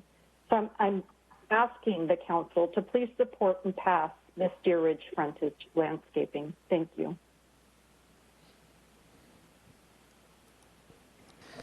Thank you. The next caller I have is Antonio. Antonio, go ahead. Hi, can you hear me? Yes. Thank you. I am a resident of Shadow Lakes. However, I do support my taxes and city funds being spent for this project in Deer Ridge. Vice Mayor, you may have noticed that there's a great deal of anti-developer sentiment from this side of town. The primary reason for that is Suncoast. This developer has been meddling with the residents for years, and many of the residents on this side of town are sick and tired of dealing with them. This landscaping issue, the costs that you were concerned about are minuscule compared to the benefits. If these changes are not done with the landscaping, you will end up with blight. And I ask you, if you're concerned about money and cost to the city, to also weigh the benefits. You're looking at blight and property taxes for the side of town, or a minor cost and improvement in property taxes. Thank you for your time. Thank you. The next speaker is Vanessa Cleric. Vanessa, go ahead. Hi, good evening. Yeah, this is just kind of more of a question, although I certainly support going forward with this, as I also live over here in West Brentwood. But, you know, recently I've been walking a lot with my daughter. She's doing WAG dog walking over in the east side off of Guerin Parkway, that whole stretch. And I was just shocked to see miles and miles of beautifully landscaped, immaculately manicured and well-watered lawns. I mean, and so many parks. Everywhere you walk, there's beautiful parks over there. And Councilmember Rodriguez, you know, in previous meetings and now here, you seem to think there's some advantage of resources going to residents in West Brentwood, and I just don't see it. I don't know when the last time is you were over here, but as my previous, you know, neighbors have mentioned, you know, we have a situation of blight here, and it doesn't even hold a candle to the landscaping that's happening everywhere else in town. So I don't know who pays for that, if that's our taxes that are paying for all that beautiful stuff on the other side of town, which I enjoy, and I think it's wonderful. I want to see the whole city look that way. I'm very big on everything looking beautiful and clean. That's what I want to see here. So, you know, push back on this, I think, is really short-sighted, and it really is also demonstrating your sort of one-sidedness, and you need to also represent this entire city. And there's a big tax base over here that, you know, also needs to be taken care of. And again, I think everyone needs to travel around the entire city on a weekly basis or whatever and just really see where everything's at. Because again, I don't see any advantage of resources coming over here. And the Highway 4 development, that's all still dirt. Okay, so anybody that lives over here that's coming home, we're seeing just a lot of dirt and dead stuff. So I hope you can just sort of try and appreciate a little bit, you know, the quality of life is important for everybody. And again, it sounds like this is well supported by the community, and it's going to be nothing but an improvement for all of Brentwood. You know, we need to keep property values up if we want to be a successful city. So thank you for hearing my concerns. Thank you. The next speaker is Rommel Pardo. Go ahead. Hello. Yeah, you know, this is more of a question than anything. I'm hearing everything that everyone's saying about this project, and I can agree more. But has anyone I guess as far as education for this whole Suncoast property issue going on, has anyone approached them about possibly even just selling it? I know it's a big, I guess, goose egg they could be sitting on, but you know, it's really affected a lot of the living condition, not the living in Deer Ridge. I mean, it is an embarrassment to see a lot of brown and dead landscaping versus what it was several years ago. And you know, and if they're just for the land grab, I get it, but and we appreciate all the efforts you guys are doing with the surveys and help improve the 14 locations. But has anyone approached them about selling it? I guess that's basically my only question.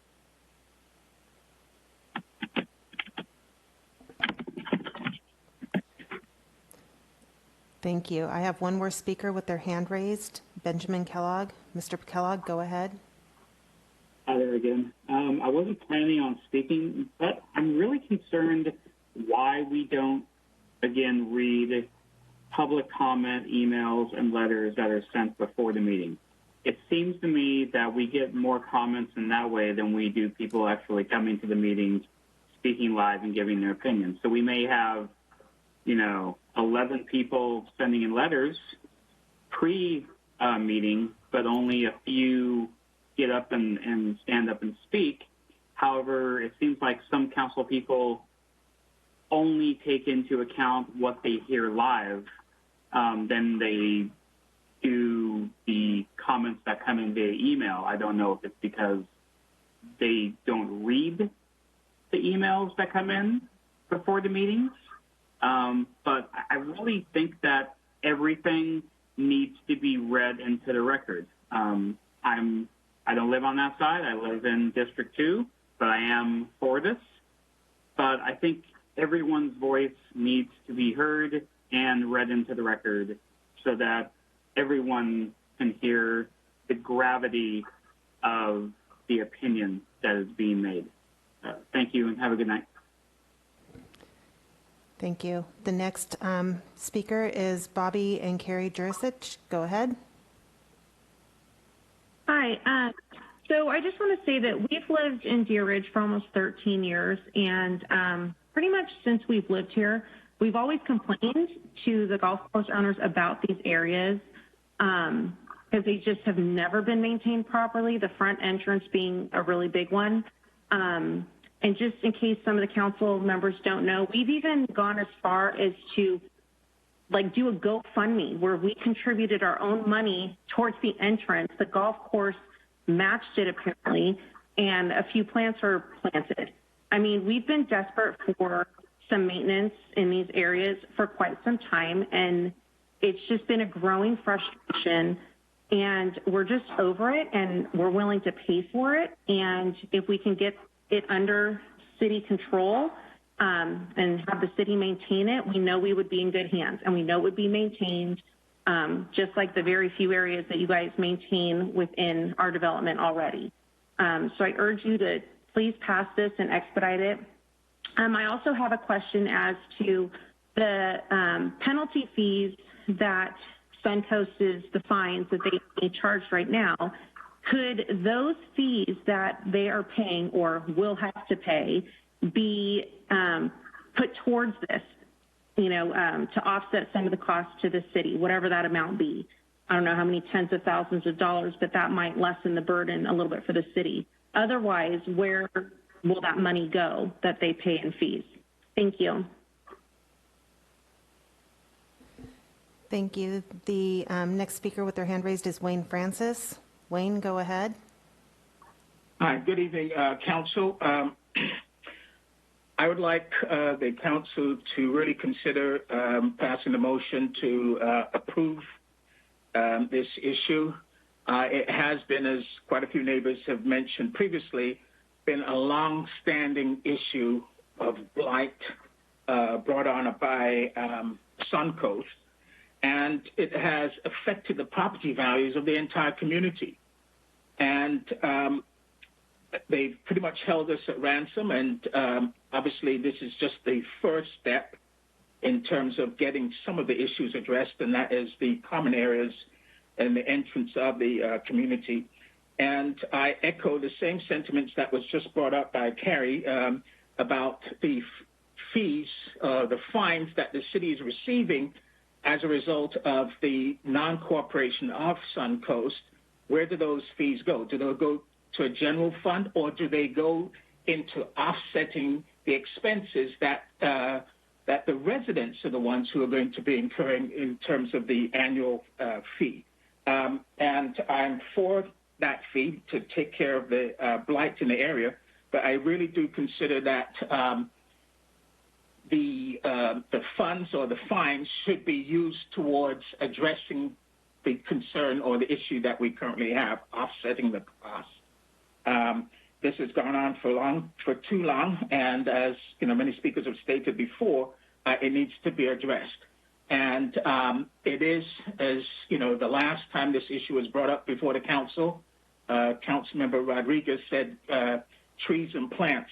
Well, it's not just trees and plants to the homeowners who have invested over here and pay a significant property tax to be dealing with this blight. So I urge you all to consider the circumstances of your fellow neighbors and put this to rest, at least this portion of it. Thank you very much. Thank you. There's no further hands raised at this time. Okay, seeing there are no more public comments, we will move into board discussion. But before we do that, if we could have staff answer some of the questions that were asked earlier regarding, hopefully you made a note on that. Yes, Mayor, I can jump in and field at least one of the questions. So there was a question about the survey and how we counted those per either registered voters or households. So it was one count per property owner parcel. So if, for example, there were a few times where we got more than one survey response from a property owner parcel, we only counted that as one. So these, all of the responses are unique to one property parcel, one property owner. The question about penalty fees put towards this, I don't know if Terrence or Carrie are on the line. It's my understanding that those funds are taken in through the code enforcement process. So those funds would go to a different area. I guess the big picture is that is income coming in, and we do have costs for some of these. So do they offset? You could make an argument that they do, but they don't necessarily be put into the assessment district fund where the city is paying out. So I don't know if Carrie or Terrence are on the line. It's community development that takes in those penalty fees.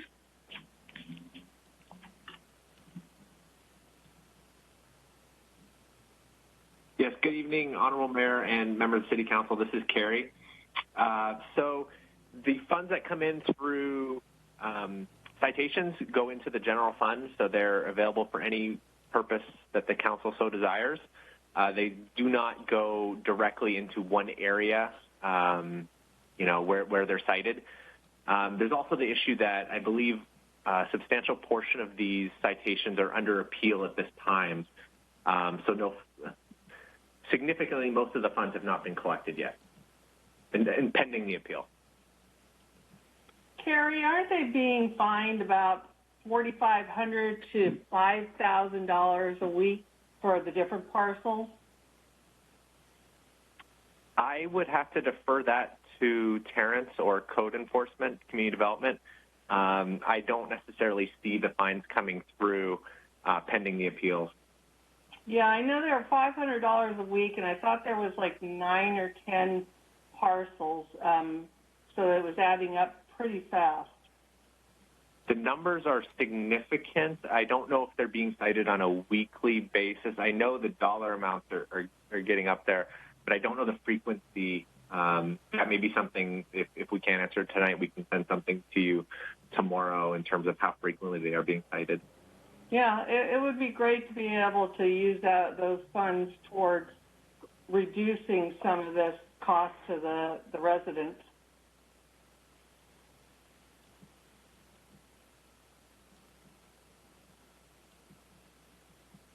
Thank you for answering those questions.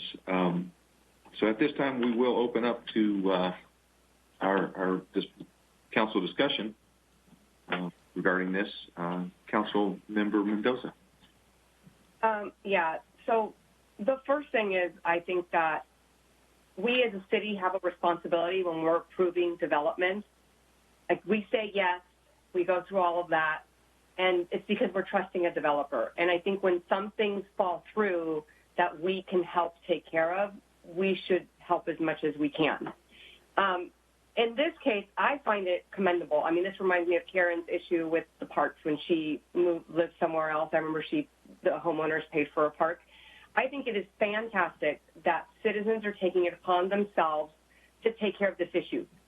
We're doing a lot of the lead work, but they're really taking the financial burden. It's basically, they're kind of getting a loan. If everything comes through on an election the way we've heard tonight, I think it'll pass. I don't think it'll be a problem. Rod already talked about the percentage of responses, positive ones. We've gotten responses, the 11 that Margaret mentioned. I think I also got some that didn't go to the city clerk as well, saying they wanted it. So people that didn't get to fill out the survey found out about it and started emailing us. But I just think that I understand that it's hard to say, let's put up $100,000, but all money is hard to put up. I mean, I can remember when you guys were discussing the youth center, some people were for it, some people were against it. Like, money's always going to be hard. But in this case, it's not a sunk cost. Like, if things go as planned, it's going to be reimbursed, and it's going to make our city a better place. And the other thing is, this is a great case study. I mean, if this works, and it really does improve the quality of life for those Deer Ridge residents, there is no reason that this can't become something that we do in other neighborhoods. So if other, owners in a neighborhood want to spend money to do something, this could be a great avenue for them to take going forward, where they decide to take on the burden, and I think it would help the city a ton. I mean, I think Vanessa Cleric was talking about, where she goes and walks, it's really nice, but what if it wasn't? And what if they saw us and they're like, hey, we want to fix it too? I mean, I think that a process like this will benefit everyone in the long run if people use it in the right way. But again, I think it's a bait and switch. People bought into this neighborhood because the city council approved the development. They bought into a golf course with a beautiful setting. They paid a lot for their homes. I mean, I think a lot of them are underwater. And anything we can do would be fantastic, because I think that they've had to deal with a lot already. So that's where I stand. Thank you. Councilperson Meyer? First of all, I'd like to say I actually feel bad that they have to do this, that they have to invest their own money in keeping up something that they had an expectation would be kept up on their behalf. That said, I appreciate they're willing to do it. I drive by that fountain all the time, and I don't like how it looks. I think it's going to be nice not just for that exact neighborhood, but for people that drive by, for the people on the way to school, et cetera. And it's amazing when other things in your life are stressful and chaotic, that being very proud of your home and driving through some beauty on your way there, it actually does make a difference. And we're talking about property values, and that's really critical, and the priority, obviously, but it's also about that feeling of pride, that feeling of, like for me, it took me a long time to get to my house. It took me a long time to be able to afford where I live and have a house that I'm this proud of. And I know how that feels, like to have that light around there. It hurts. It impacts you in other ways and how you look at your life. It's quality of life. It's like we've been hearing over and over again from the residents. Prior to being elected, I had a lot of conversations with Deer Ridge residents, and I believe there was one who wasn't behind the idea of this, and really just because they were so angry with Suncoast, that every other one was for it and was willing to step up and take that responsibility and accountability and make the investment in having the quality of life and having their home values back the way they should be. And I understand that investment is a tricky thing to do right now with that $100,000. You know, looking at what we're seeing and the responses that we're getting, that we will most likely, I can't guarantee obviously, but we will pass this and get some reimbursement for it. I think this is just one more case of, if we're going to put a survey out there, if we're going to give the voice to the residents, then we need to listen. Surveys are a wonderful thing when they have impact and when voices are heard in the way that the expectation is. The residents are not going to take part in our surveys if we don't listen to what they're saying. In this case, it really does appear that residents want to take that responsibility and take that cost on to make things better for themselves. And looking at all the responses I wrote down, I think people are just really passionate about it. And I would urge others to agree to pass this for the sake of the city in general and for the residents who are trying so hard to advocate for themselves when they've been dealt a really poor hand and taken advantage of by their developer. Thank you. Thank you. Councilmember Rarey. You know, I would have to agree with them on all the different things they spoke about. And, you know, Deer Ridge, just like Shadow Lakes, we all bought into a golf course community. Both of them are shuttered. We've got weeds behind our houses. It used to be beautiful green.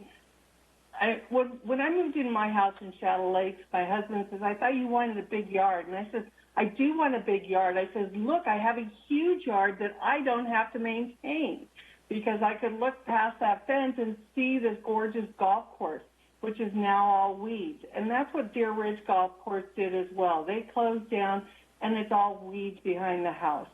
And for them to say, can you just beautify our entrance?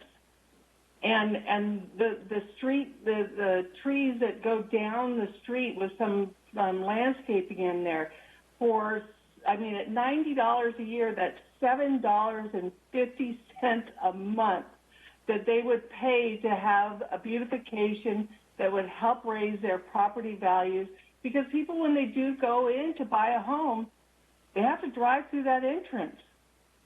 And down, and all these dead trees that the golf course is already taking some of them down. I just heard that this week they chopped a bunch of the trees and have left stumps there. Not even the dead trees, just stumps all the way up and down this road. So I think we owe it to them to be able to do this for them. The survey showed that 80% of the residents agree to form a new lighting and landscape assessment district to maintain the development's main entrance and those 13 streetscapes. And I really hope that my fellow council members will join me in voting yes on this item and put it out to the Deer Ridge residents to have the final say as to whether this proposed LLAD should pass. I really think we need to listen to what they're saying and to put it to them to make the final vote.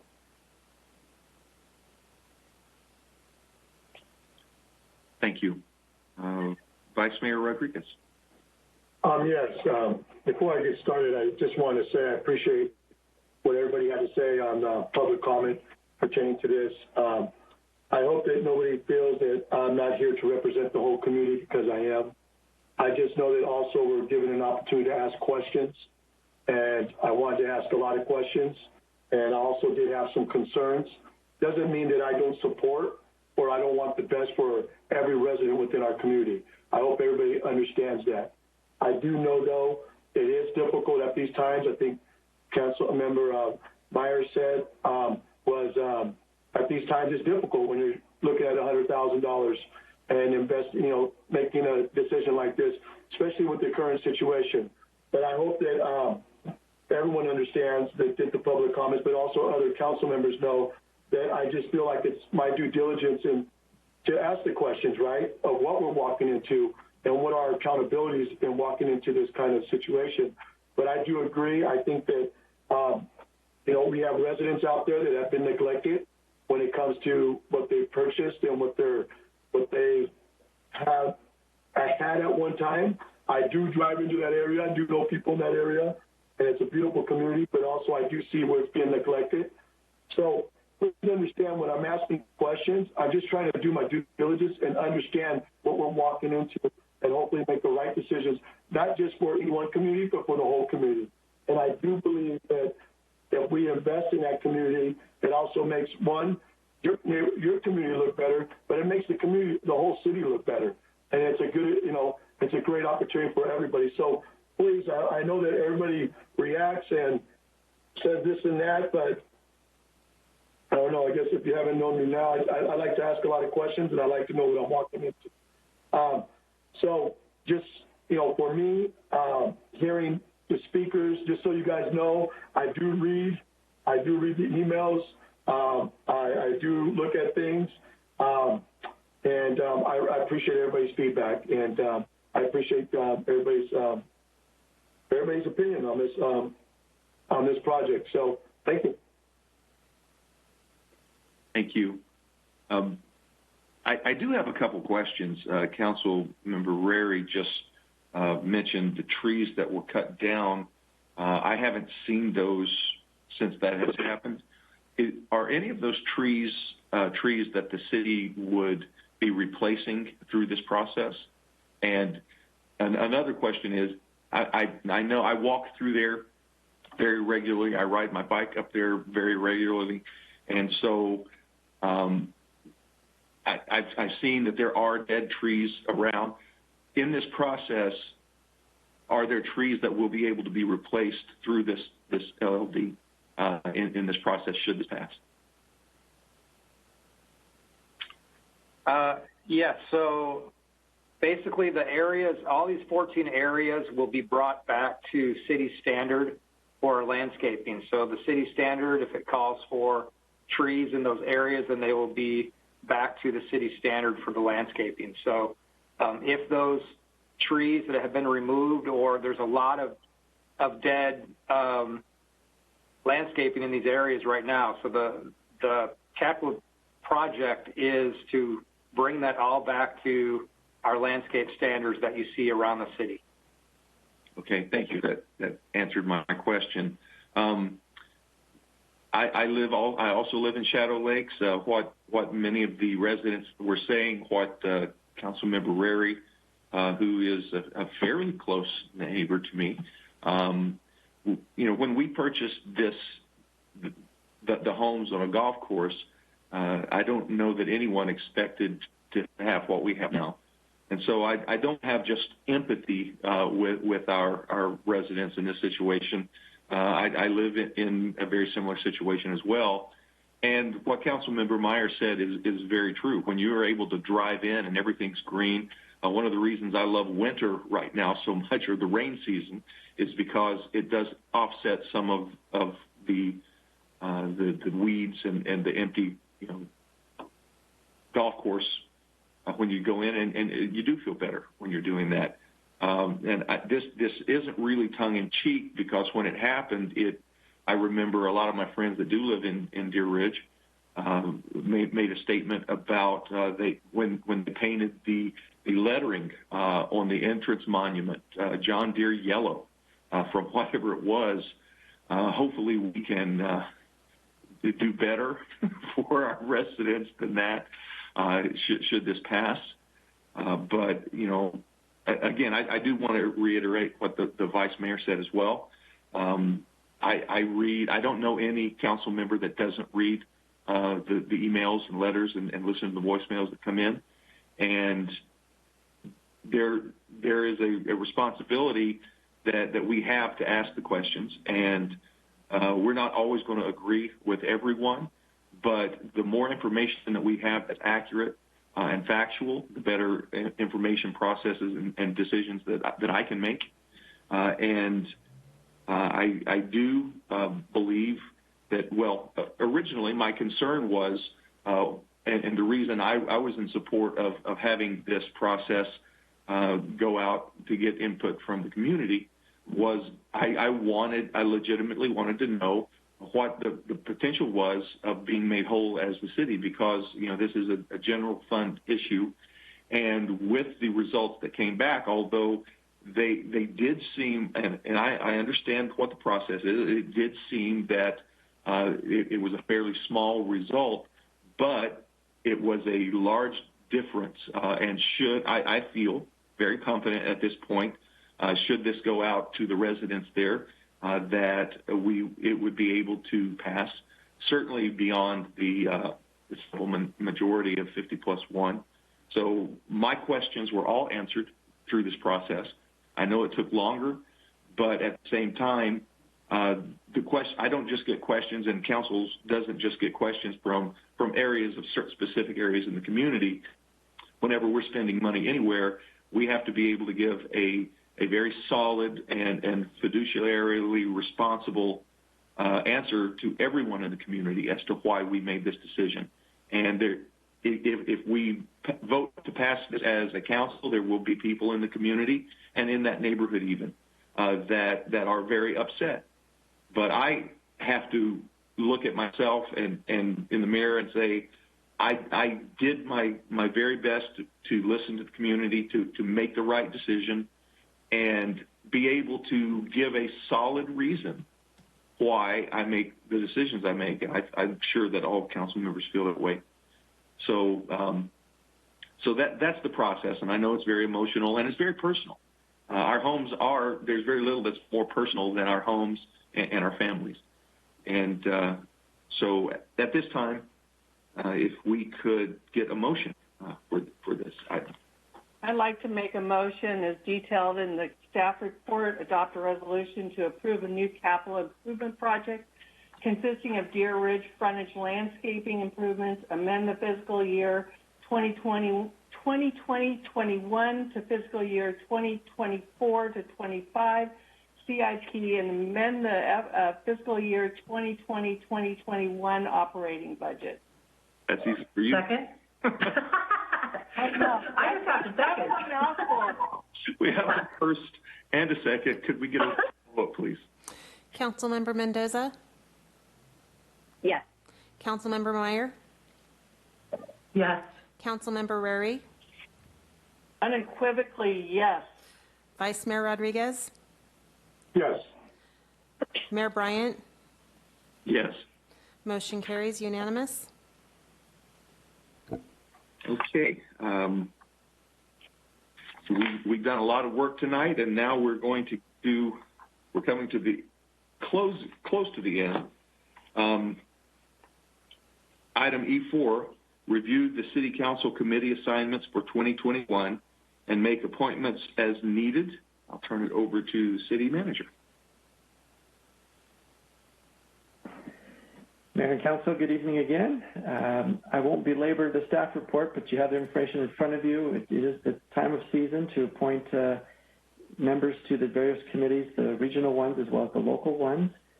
We do note in the staff report where there are vacancies for where Mayor Taylor and Councilmember Staten had resided, as well as technically Councilmember Rarey. We did leave her in where her committee assignments had previously been for context.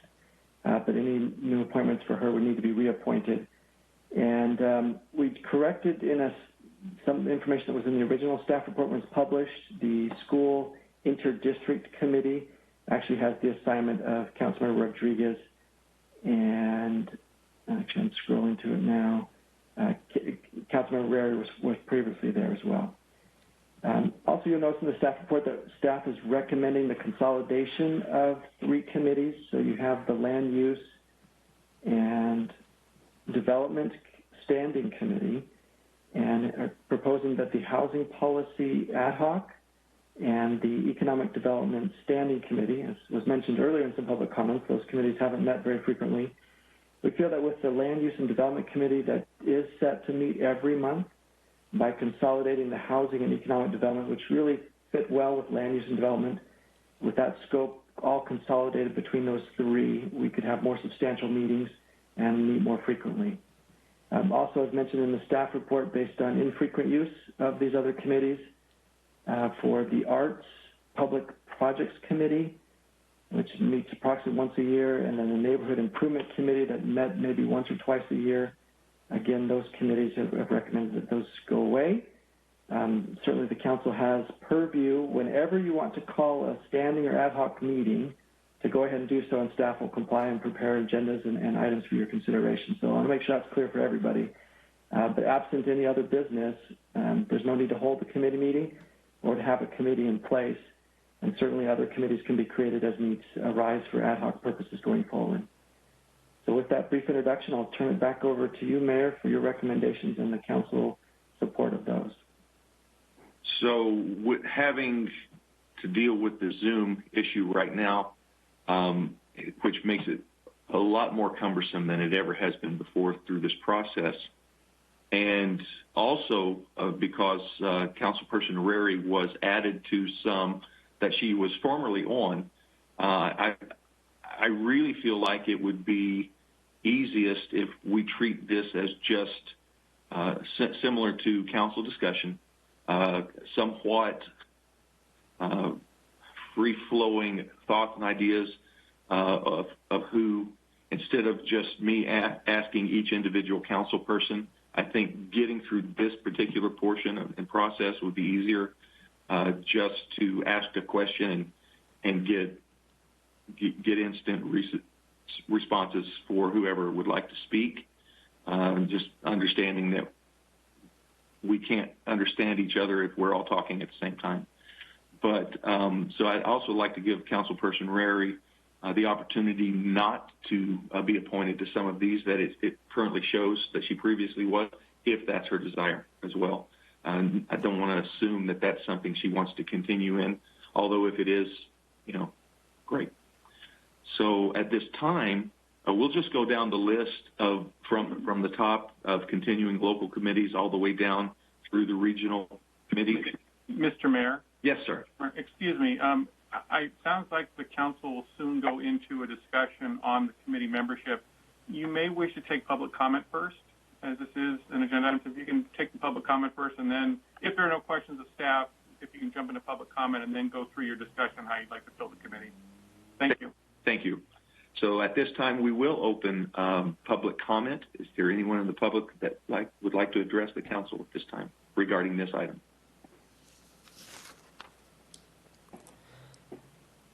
If anybody would like to speak on this item, if you could raise your hand using the WebEx feature. I do have one hand raised so far, Benjamin Kellogg.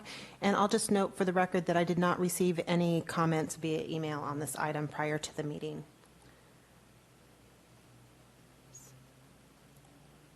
Sorry,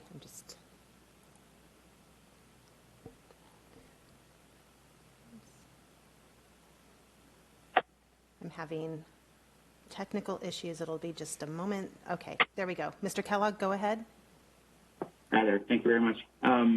Just speaking via the Fire Ad Hoc Committee, I would encourage Councilperson Rarey to continue to be on, as we need as much experience on that as possible if that is going to be continuing. I don't know who else plans on being on that committee, but experience is definitely the most important thing as far as I'm concerned, and knowing the process and the people at the table and continuing the process between the city and the district. Thank you. Thank you. I thought I had one more hand raised. Nope. It looks like that was the only hand up for this item. Okay. At this time, we will close public comment and move into committee appointments. Currently, the Agricultural Enterprise Committee has myself and Councilperson Rarey on that. Council Member Rarey, is that your input on this would be great. Would you like? I would love to stay on that. Well, there's things that we're working on that I'd like to see through. Yeah, I'd like to stay on that. I I did have a question. The Brentwood Neighborhood Committee, and maybe Bruce can address this, but I thought we only created that committee because Councilmember Staten wanted to continue to serve on that neighborhood committee. Because we don't have a council member in any of the other commissions that we have. So I'm not sure if we need to continue with that. I know that I was part of the original Brentwood Advisory Neighborhood Committee, and no council person served on that. Actually, the city manager served on that, but no council person ever served on that. Well, I think it's up to the City Council whether you want to have representation on that committee. We are currently evaluating the focus of that committee. We've had several members that have left the committee, and so we'll be working actually with the City Council on the focus of that committee moving forward as well, to see if this might be the appropriate time to evaluate the committee and see if there's another focus area that we would like to have that committee look at. And if I may just give a point of clarification on that membership, I believe that then Councilmember Staten was a liaison to the committee. I don't believe that she was a voting member of it, at least from what I recall from reading the minutes. She didn't vote on the items, but she did attend the meetings on a regular basis. Yes, that's consistent as how I understand that as well.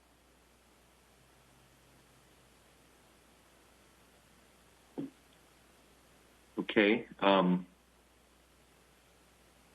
So moving down this committee list, and at the end we can decide as a council if we, with the ad hoc committee that we were just discussing, if it should stay or not have a representative from council.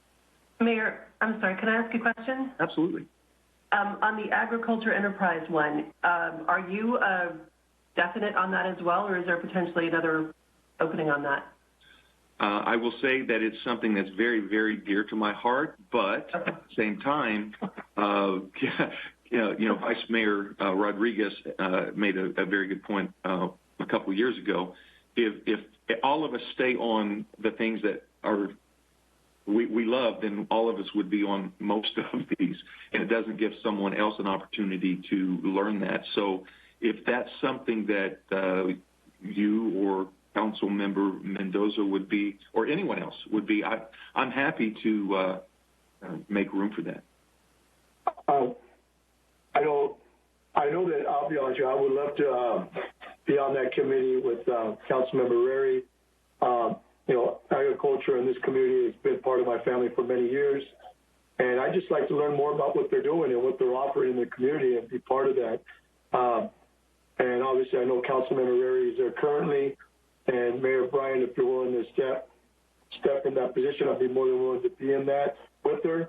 Obviously, she has a lot more experience and knowledge, so I'd be able to learn a lot from her.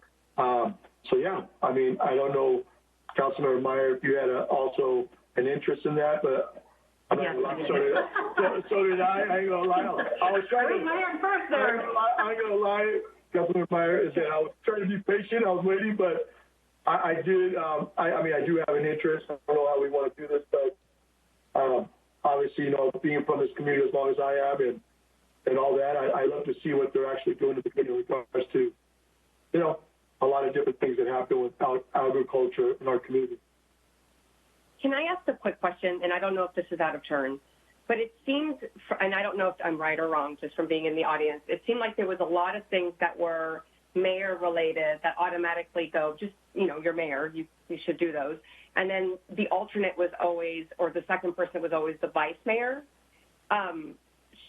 Is that true or is that not true? Or did it just seem like that from sitting on the outside? So some of those county situations, like, for example, the mayor's conference, the process with most of the cities, if not all, is that the mayor is backed up by the vice mayor, and should the vice not be able to be attending, then a council person would step into that position. There are some of those, but at the same time, not all of them are that way. It depends on each individual one. And I'm glad Councilmember Mendoza asked that, because I'll be honest with you, Mayor, I don't want to get too spread out either if I have to be part of something that I don't know of, because then, of course, I don't want to be part of, I can't be part of 20 of these, right? And I'd rather have other council members learn as well. But so I guess in a way, I would like to know as a vice mayor, and I'm glad that Councilmember Mendoza brought this up, what are my obligations when it comes to supporting the mayor outside of maybe these committees, I guess? Well, if we go down into the other committees, you will usually see the alternate there. And so, for example, ABAG, the mayor is I was the alternate as the vice mayor. So if you'll look through those and see alternate and my name, and there's a vacancy in front of that, those are the ones that generally are the mayor and the vice mayor. Does that make sense to you? Yes, it does. Okay, and so with those, there are also some, for example, the East Contra Costa Habitat Conservancy Board, like Councilperson Rarey has said in the past, there are some things that take years to understand and be a part of, but at the same time, it's rare that an alternate is used. The Habitat Conservancy, any council person can be the alternate to that. Yeah, I only attended one meeting. During the 4 years that I was an alternate, I attended one meeting that the mayor was not able to attend. But there are. I'm sorry. Go ahead. Do you remember the day we were installed, Suzanne? Councilwoman Meyer, and I think that if I go down the list, you were put on Transplant BART State Route 4 and Equify. So that's still going to be yours, correct? Yes, ma'am. Okay, and then the Tri-Delta Transit Board, right? Yes. Okay. And the Delta 6 and then East Contra Costa Regional Fee and Financing was on the agenda also. Okay. So those we shouldn't even look at because kind of those are your thing, correct? Yes, those are generally the mayor and vice mayor. Okay. So then those two are. Oh, go ahead. So Joel, are you just like the mayor last time? He was on so many committees. So are you going to step off of all the other things like the Police Activities League and Land Use and Development and the Fire Services and all of the ones where you served as, because the mayor didn't serve those types of things? I would say that based upon the response of council, the fire and medical services is one that I think I could help partner with you best with on some of these because of our long-standing understanding of the process. If you feel otherwise, that's fine. Clearly, I'm going to have to get off of a lot of these that I was on just exactly like you described that mean a lot, but it's, I can't do everything and none of us can. So I'm happy to do that and very happy that there's a lot of interest in it. Well, Mayor, I guess for me, once again, I go back to, I'm glad that Councilmember Mendoza brought it up because I don't know exactly what my obligations with you would be. So I don't want to jump on too much and not give others, but also stretch myself out too thin, right? I still have 2 kids at home that will kill me if I'm at too many meetings. And I don't want that to happen. I love being a father. So my whole thing, I think that, I don't know what to choose if I don't know what those commitments are, Mayor Bryant. Well, one of the things is probably the most often alternate that I, as vice mayor, attended was the mayor's conference, and it wasn't that often. It might have been 2 or 3 times a year that the mayor wasn't able to be the city's representative there. So most alternates with the mayor, vice mayor are very infrequent. So are those on here though? I don't see it. We're in the mayor's, is that?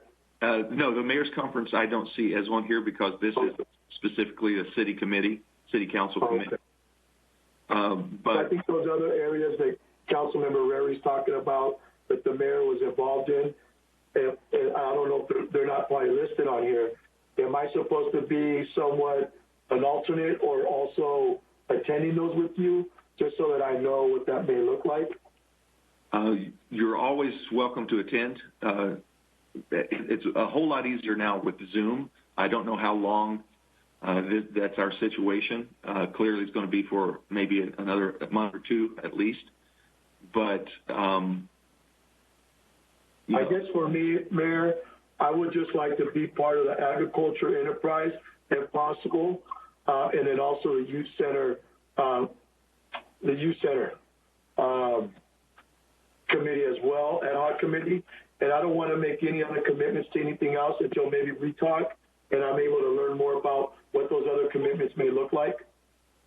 Well, having said that, Councilperson Meyer also expressed interest in that. I know. And so historically, what has happened in the past, and again, it's up to the pleasure of council, but find someone who is trustworthy to flip a coin on some of these. That way. Well, you're a preacher. Well, we hope you to be the most trustworthy one.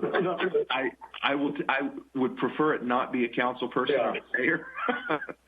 I nominate Terrence. Go ahead, Terrence. All right. Actually, Damien, right? Damien's a lawyer. That's true. No. I'm okay with that, Mayor. I'm okay with that. Is that okay, Councilperson Meyer? Is that a process that works for you? I am fine with the flip. Okay. Can I be head, since I raised my hand first? Sir, go ahead. Okay.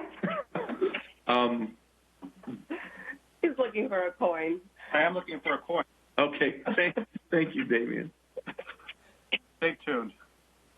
Like cash? What's that? No. Well, let's get to the next one while I look for a coin. If that's okay. Sorry. Well, this is an excellent idea. Councilperson Mendoza, if you have a list of the ones you would like to be on, if you would name those, and if there's any other council person that would also like to be on it or not, that would be helpful. Okay, I was thinking land use, East Bay economic development, and school interagency. Cool. Is that okay? I don't want to be on school interagency, and I go to land use and development. Oh, I'm sorry. I forgot you were on there. No, I don't want to be on it any longer. So I'd like to be on that one still, Joe. I'm sorry. The school interdistrict agency. I mean, I don't mind sitting on that with Councilmember Mendoza. And for the East Bay Economic Development Alliance, that was a mayor's conference appointment. So has that term ended, or have they appointed somebody new to that? I will find out. I believe they have appointed someone to that, and the term ended. But I will find out for certain. Yeah, it's generally about January where the new people come in, I think. Mm-hmm. Then, so for right now, land use and school interagency is fine, and then we can see what's left over after everyone else goes. Okay. Do we have someone on staff making a note of these? Well, we got Damien there. He's supposed to flip a coin. Okay. Yeah. I'm taking notes, and I'll have the recording as well to go back and look at. Thank you, Margaret. Go ahead, Damien. All right. I have who picked heads and who picked tails? Councilmember Myers picked heads. All right. I have Meyer. Meyer. I'm sorry, Meyer. Sorry, Councilmember. We're flipping a quarter, and it is tails. Oh. I got luck. I got to go to Vegas. Congratulations, Councilor Vice Mayor Rodriguez. No problem. Thank you. Okay, so we have Councilperson Rarey. Did you want to stay on the Ag Committee? Yes, I did. All right. I think continuity is good too, because I mean, if I'm only in here for 2 years, then John or Councilman Rodriguez will get some background in history so that he can continue on that, and the next person he can help share that information with. So we have that one taken care of. The land use and development we also now have taken care of. Is that correct? Yeah, Mendoza and Rarey. Okay. Fire and medical services. I would like to continue on that. Hopefully that committee will be wrapping up Shortly. I don't know how much longer that committee is going to even be around. Hopefully it will be resolved. So the youth center feasibility, we have Vice Mayor Rodriguez. Who else? Can I be on that one as well with him? Anyone else? Of course, you could be on there. Wonderful. So we have Councilmember Meyer and Vice Mayor Rodriguez. Okay, so the ABAG, the alternate for ABAG usually is the Vice Mayor. Vice Mayor, are you okay with that? Yeah. Yes. So is that you and then me, Mayor? That's correct. Okay. So Councilmember Rodriguez, that meeting is in San Francisco. Good. Okay. So, and it is something that I attend each year. So I mean, it's an early meeting to get out there. Well, we'll get it. And an all-day meeting. Okay. Thank you. Uh-huh. But they do serve delicious, hard, stale rolls, and they got some good food. Although a lot of times it's a very healthy meal. That's true. I'll take you guys to the Mission District and get a burrito. Okay, so we have the Brentwood Neighborhood Committee. I want to get off that, Joe, as an alternate. I don't want to be on that. I say we dissolve that for the council. Yeah, I thought we weren't going to do that one. Okay. Unless it was looking at a new scope. That works for me. Okay. If it works for everyone else. Yeah, once they figure out dissolve it. Okay, then the California Association of Councils, that is the appointment from the Mayor's Conference. CCC Public Elections Engagement Panel, that's me. Let's just go down to the ones. The Habitat Conservancy, that is something I would like to stay on, but the alternate... I don't want to be an alternate. I could be an alternate. Okay, wonderful. So Councilperson Meyer, the Water Management Association. How often does that meet? So that one is usually the mayor, as well as the East Bay Economic Alliance and the League of Cities. Let's see, the PAL, Police Activities League. That's something I've been on for a long time, but if others would like to be on that, it's an absolutely phenomenal opportunity to work with our community and our police department. I'd like to still be an alternate. I'll be an alternate. I'll do it. Okay, so Councilperson Rarey. And I'm willing to sit as an alternate for her if she can attend. Okay, the school interagency. Vice Mayor, you said you wanted to be on there, and Councilperson Rarey does not want to continue to be on that. Mendoza. That's, okay. And so we've got Transplan, and we've got so we've gone through the list of appointments. Did you the League of California Cities regional monthly meetings? That the mayor, because I used to attend them all, the mayor did not attend that one. Actually, I don't think I ever saw him there. And unless somebody else wants to do it, I'd be happy to be on, to do that. I'm looking at, I don't have anything on lead on. Okay. So I guess I could do that one. Yeah, they're all informational. Occasionally there's a vote on there, but and all of us can go to them. But so yeah, I'm fine not doing it.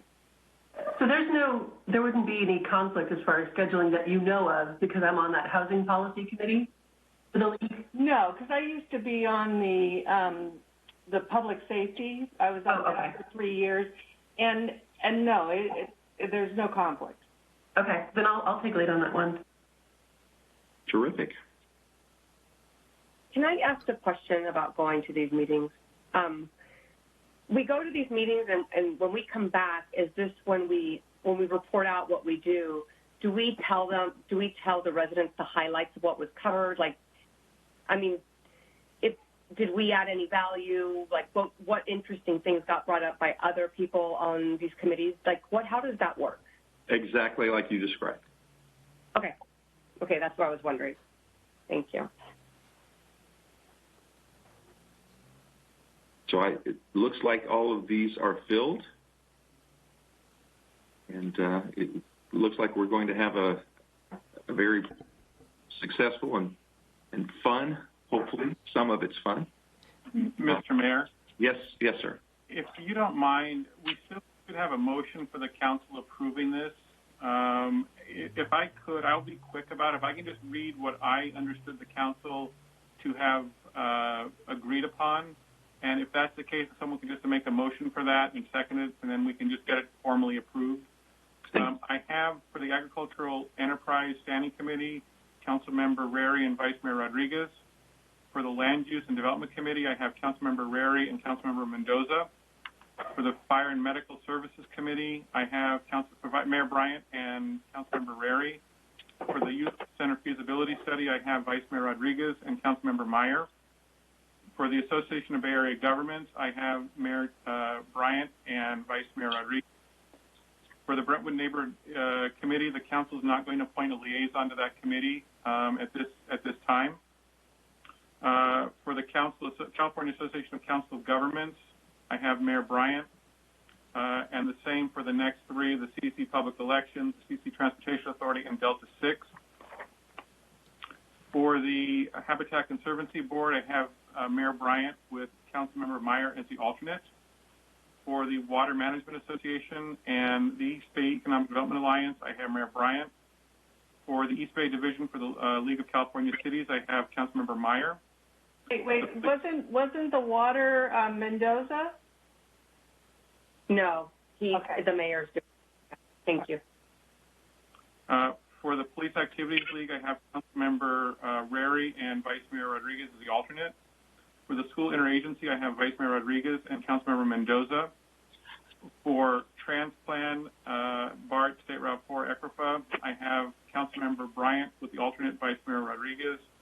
And for the Tri-Delta Transit Board, I have Mayor Bryant and Ms. Geis. If that is what everyone recollected, if someone can make a motion based on that, then we can move forward. Oh, the city manager wants to say something, it looks like. I thought I heard direction that the council wanted to disband the Brentwood Neighborhood Committee. Did I mishear that? As opposed to just not appointing a member? With regard to the Brentwood Neighborhood Committee, that's disbanding. That's not on the agenda, and I think they just didn't want to have them. My understanding is you didn't want to appoint anyone to serve as a liaison to the committee at this time, and then staff will come back with a review of the committee. In addition, your staff report did talk about combining the Land Use and Development Committee with the Economic Development Standing Committee and the Housing Policy Ad Hoc Committee, as well as disbanding the Neighborhood Improvement Committee. So if those all meet with the council's agreement, if that can be part of the motion as well, just based on what I just said. I'll amend it to include that. We have a first Second. Second. Roll call vote, please. Councilmember Mendoza? Yes. Councilmember Meyer? Yes. Councilmember Rarey?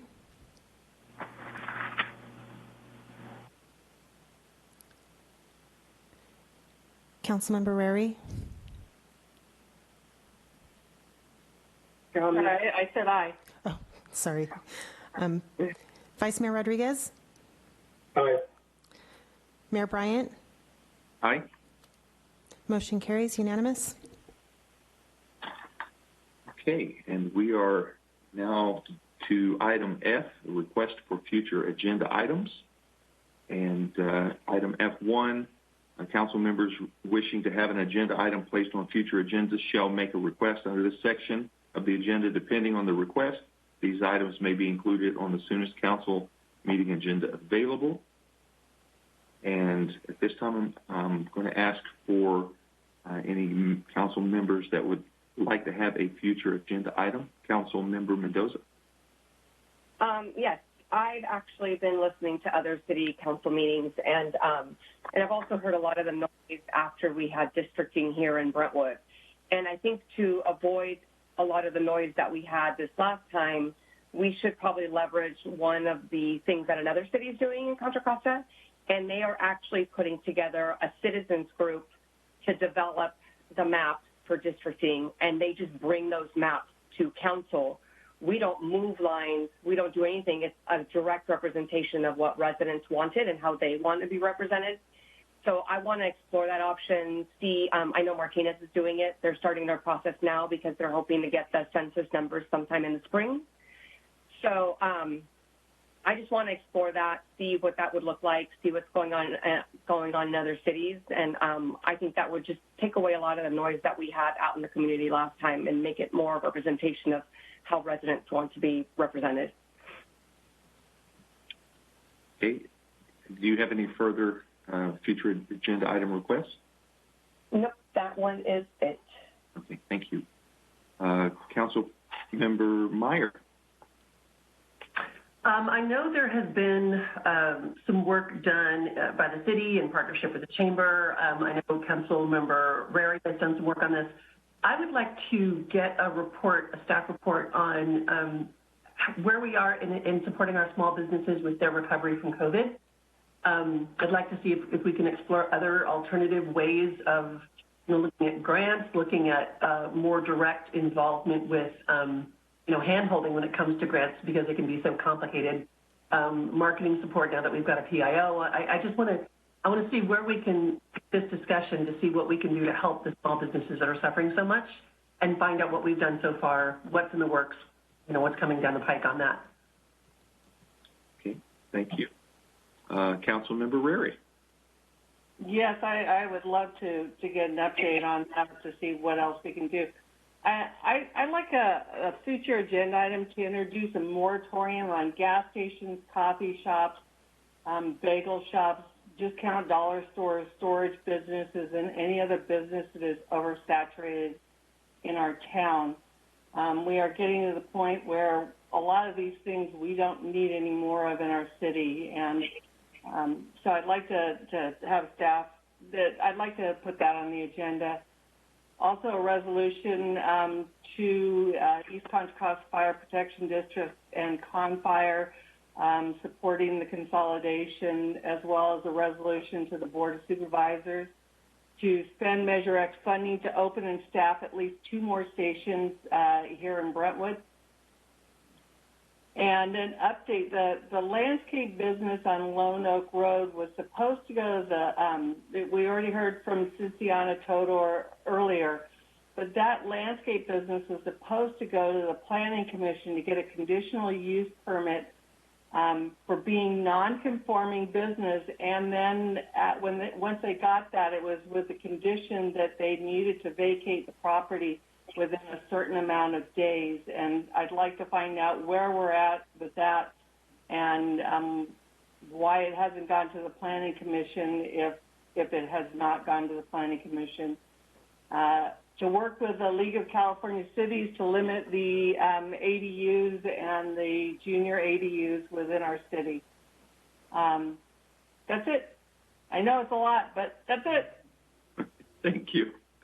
Vice Mayor Rodriguez. No, I just agree with Councilmember Meyer. I hope I'm saying that. Sorry, I'm really bad at that. But yes, I agree with her. I'd like to see where we're at in regards to working with our small businesses and our business here in the community. So I exactly what she would like to see. I would like to see that as well. Okay. And I don't have any. The one I had, Councilmember Rarey, so generously requested, and that was with the fire issues. So at this point, we will move on to item F2 if staff has all of those requests recorded. And item F2 point. Yes, Mayor, we have those recorded. That is probably the most I've ever seen at one time. We will respond as promptly as we can over the next couple meetings. Okay, thank you. Future agenda item request, F21, and this is Council Meyer. The possible direction to staff related to live reading of comments submitted via email for public comment. And Council Member Meyer, if you would explain the request. I would actually like to continue this item to our January 26th council meeting so I can expand a bit more beyond my initial agenda item requests and comments. I don't think I gave enough detail of what my goal and purpose in the idea was. The goal was to improve transparency and accessibility, but I think there's more to that than just the reading of the emails live. So, Damien, is there more that I need to say at this point as far as do I need to expand? What do I want to expand on? Or if the more information that you can provide that you would like to, just in broad terms, that you would like to have discussed, the better. It'll help staff as they craft the agenda and better focus the council discussion. So clearly there's an understanding of whether, looking into reading emails, but other items where you think you'd like to have more of a discussion on, that would be helpful if you could. Okay.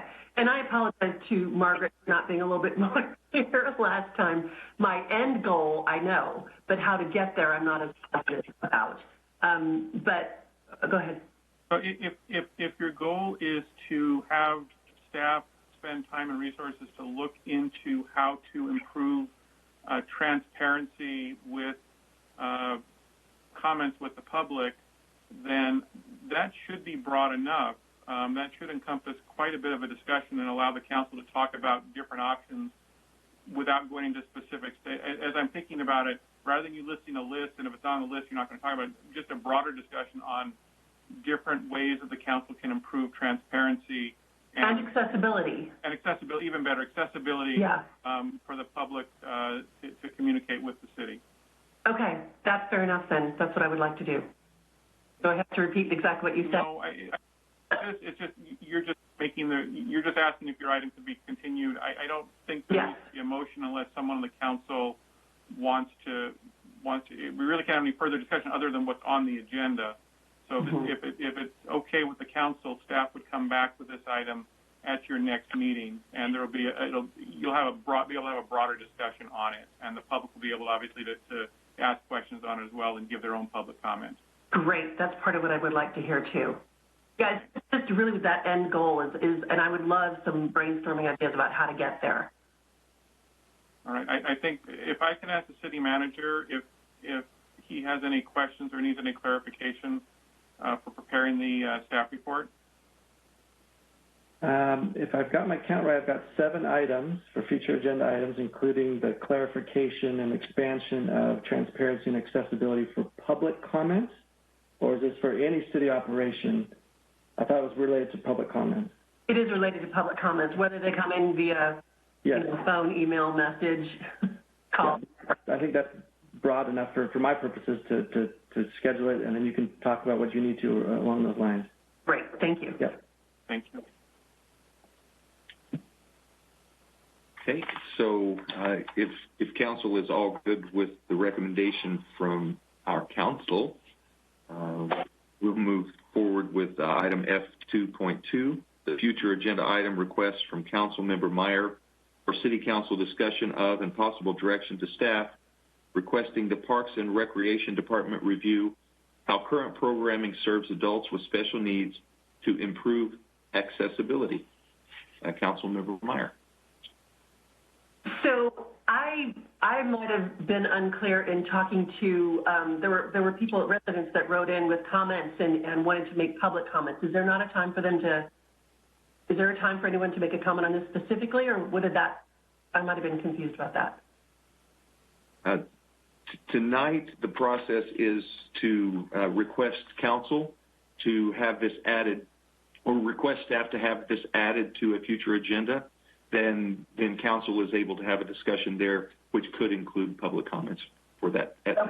Actually, if I may clarify just a bit on that, what would normally happen here, Councilmember Meyer, is that you would explain your request to the council, what specifically you were asking for.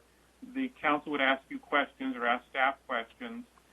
On this part, you would take public comments on it, and then the council would need to close public comment, or the mayor would close public comment, and then discussion would be held on whether or not staff time and resources should be spent on your request. And so the next step probably would be for you to explain what you'd like to see, council questions, public comment, council discussion.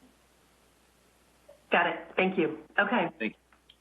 So my goal in introducing this agenda item is to design some future Parks and Rec programming that is a little bit more progressive and diverse and adapts to the adults with special needs population in our city as a primary focus area, as I mentioned last time, and not as kind of a second thought. Special needs youth have connections to schools. They have sports and they have activities that are oftentimes happening through schools, but our older adults don't have as much as far as activities. There are some nonprofits working on workforce training, that sort of thing, but I think we need to do a little bit better about being more diverse and equitable when it comes to our Parks and Rec programming. I think that we could do some partnerships with some of our nonprofits. Since this was mentioned last time, I've been getting some messages and emails about it, and a lot of people are really interested in taking part in this discussion. So I would think something along the lines of a task force, maybe where we could invite public and stakeholders, community leaders to advise on this. I think nonprofit partners could provide consulting on structure, guidance, connections, planning expertise, volunteer ins and outs. And I think, I know actually from what I hear, prior to COVID, these discussions were already taking place in the Parks and Rec Commission.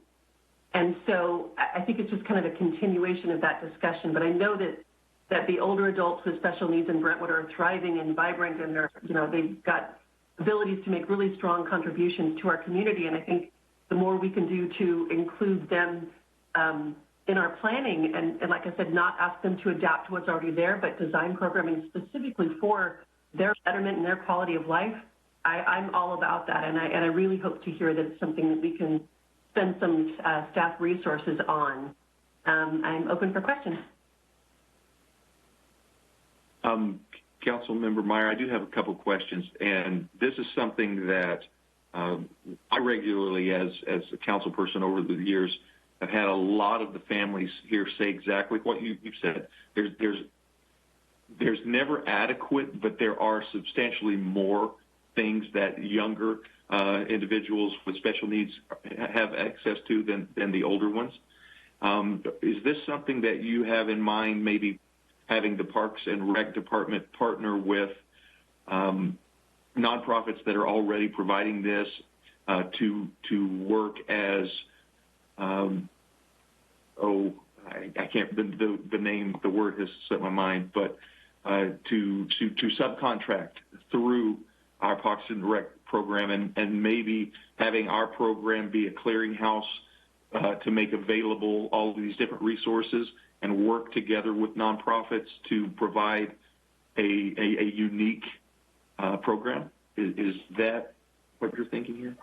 It absolutely can go that way. A few people that reached out to me sent links for other cities that are doing similar kinds of programming.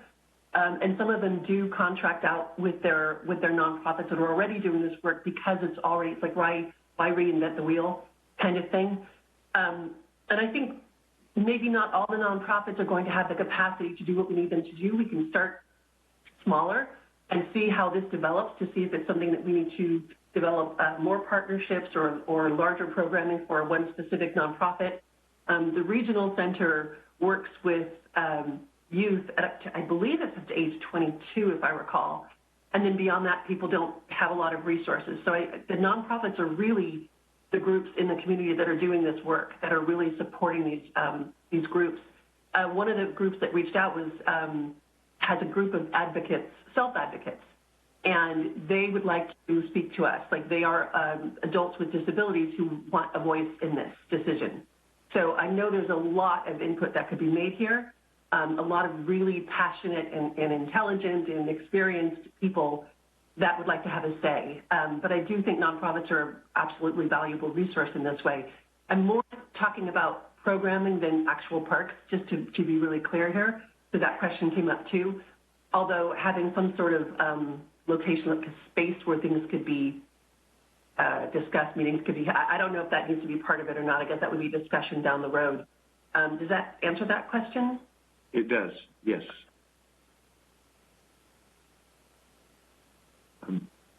During this time, Council, it's more free-flowing also, so instead of me asking everyone individually, if you have questions, feel free to ask.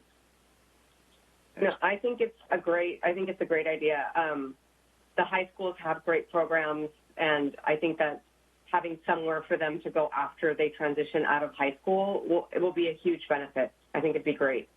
And maybe even leveraging some of the best practices from high school and using those in these programs because they'll be familiar with it. It'll be the same look and feel that might make them comfortable. I think it'd be great. I agree. The Working Wonders, Futures Explored, those adult special needs programs to collaborate with them, as well as look at those other cities that have programs and how we can incorporate that into our Park and Rec offerings. I think it's a great idea. Yeah, I think it'd be great to have it. Our staff spend some time to come back with some information and continue the discussion. But I think it's a great opportunity for young kids, but also adults. I think Councilmember Rarey mentioned something.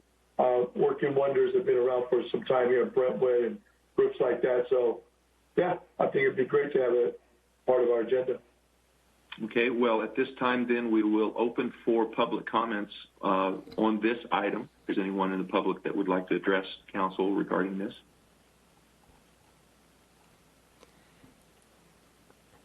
I have two hands raised. I think one may be Terrence Grindal, but I'm just going to unmute them just to be sure. Terrence, go ahead.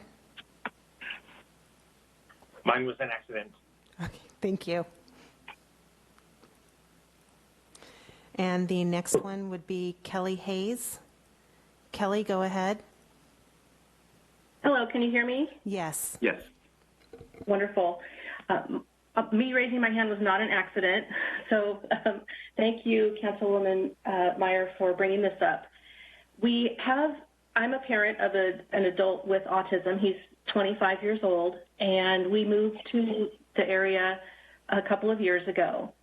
And from what I have seen, living in Livermore and up in Oregon and in other places around the Bay Area, it seems that a city of this size, the city of the size of Brentwood, should be able to offer at least some adaptive recreation classes in the Parks and Recreation catalog. So multiple parents and caregivers and participants have made presentations and attended many Parks and Recreation meetings to share what the community is carving out for our family members or the care recipients. And in some cases, the Parks and Recreation Council is deferring to you, to the city government.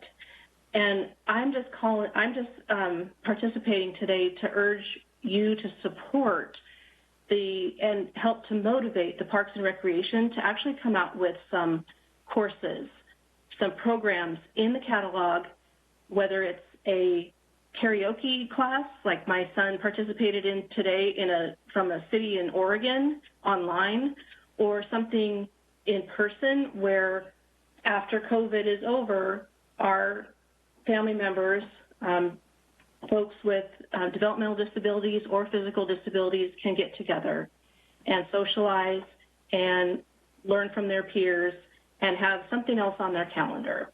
And if you looked at the course catalog today, there are sometimes some programming for very young children with disabilities, but for adults, there is really nothing. So I just urge you to support the Parks and Rec and help motivate them to achieve this goal. And I believe also that it was in 30 seconds remaining. Thank you. This recommendation was also in the Parks and Recreation study a couple of years ago. It was strongly recommended that we address the adaptive recreation need. Thank you. Thank you. Are there any other public comments at this time, Margaret? I don't see any other hands up now. Matt Schwab had his hand up. I don't. There it is. I see. It's back up now. Yes.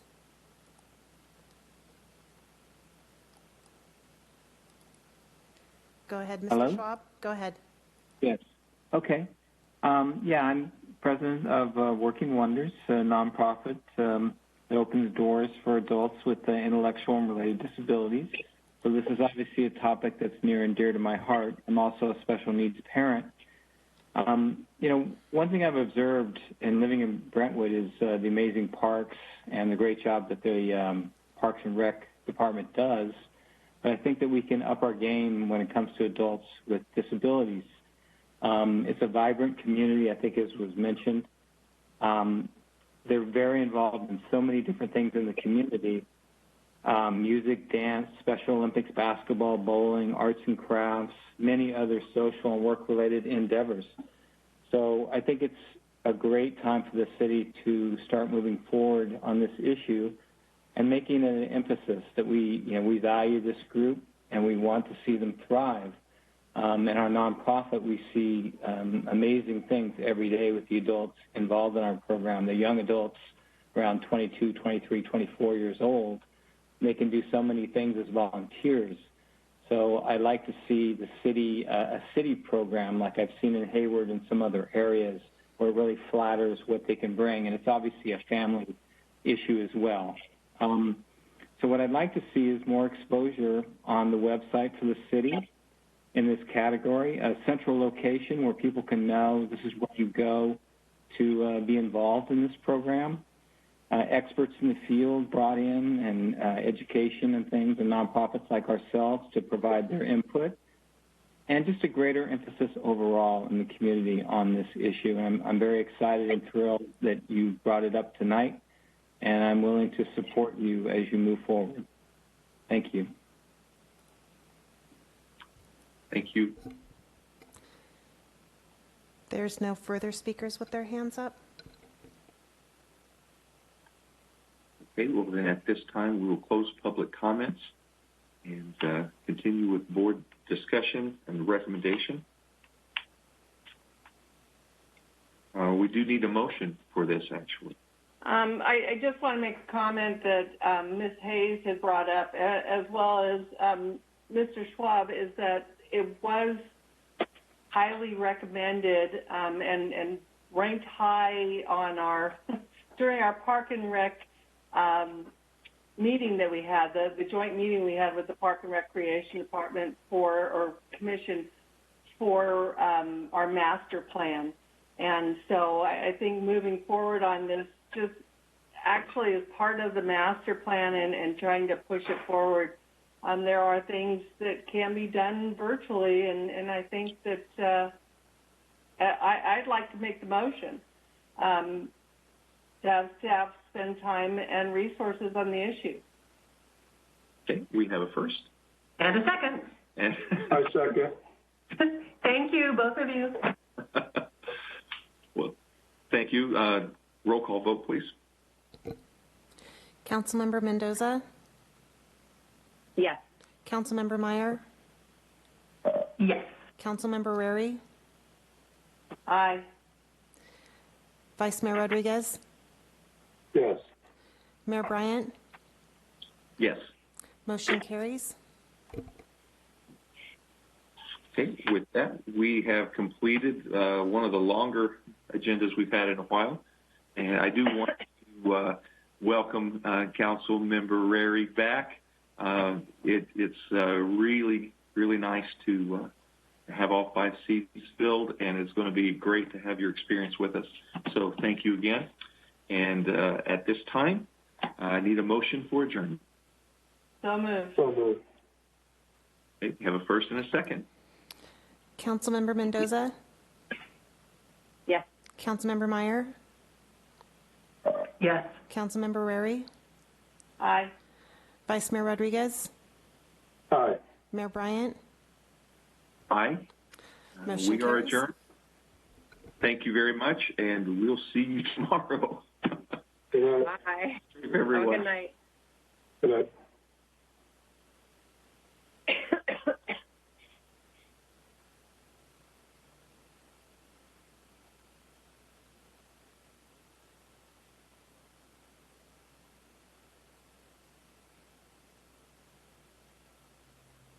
Thanks for using WebEx.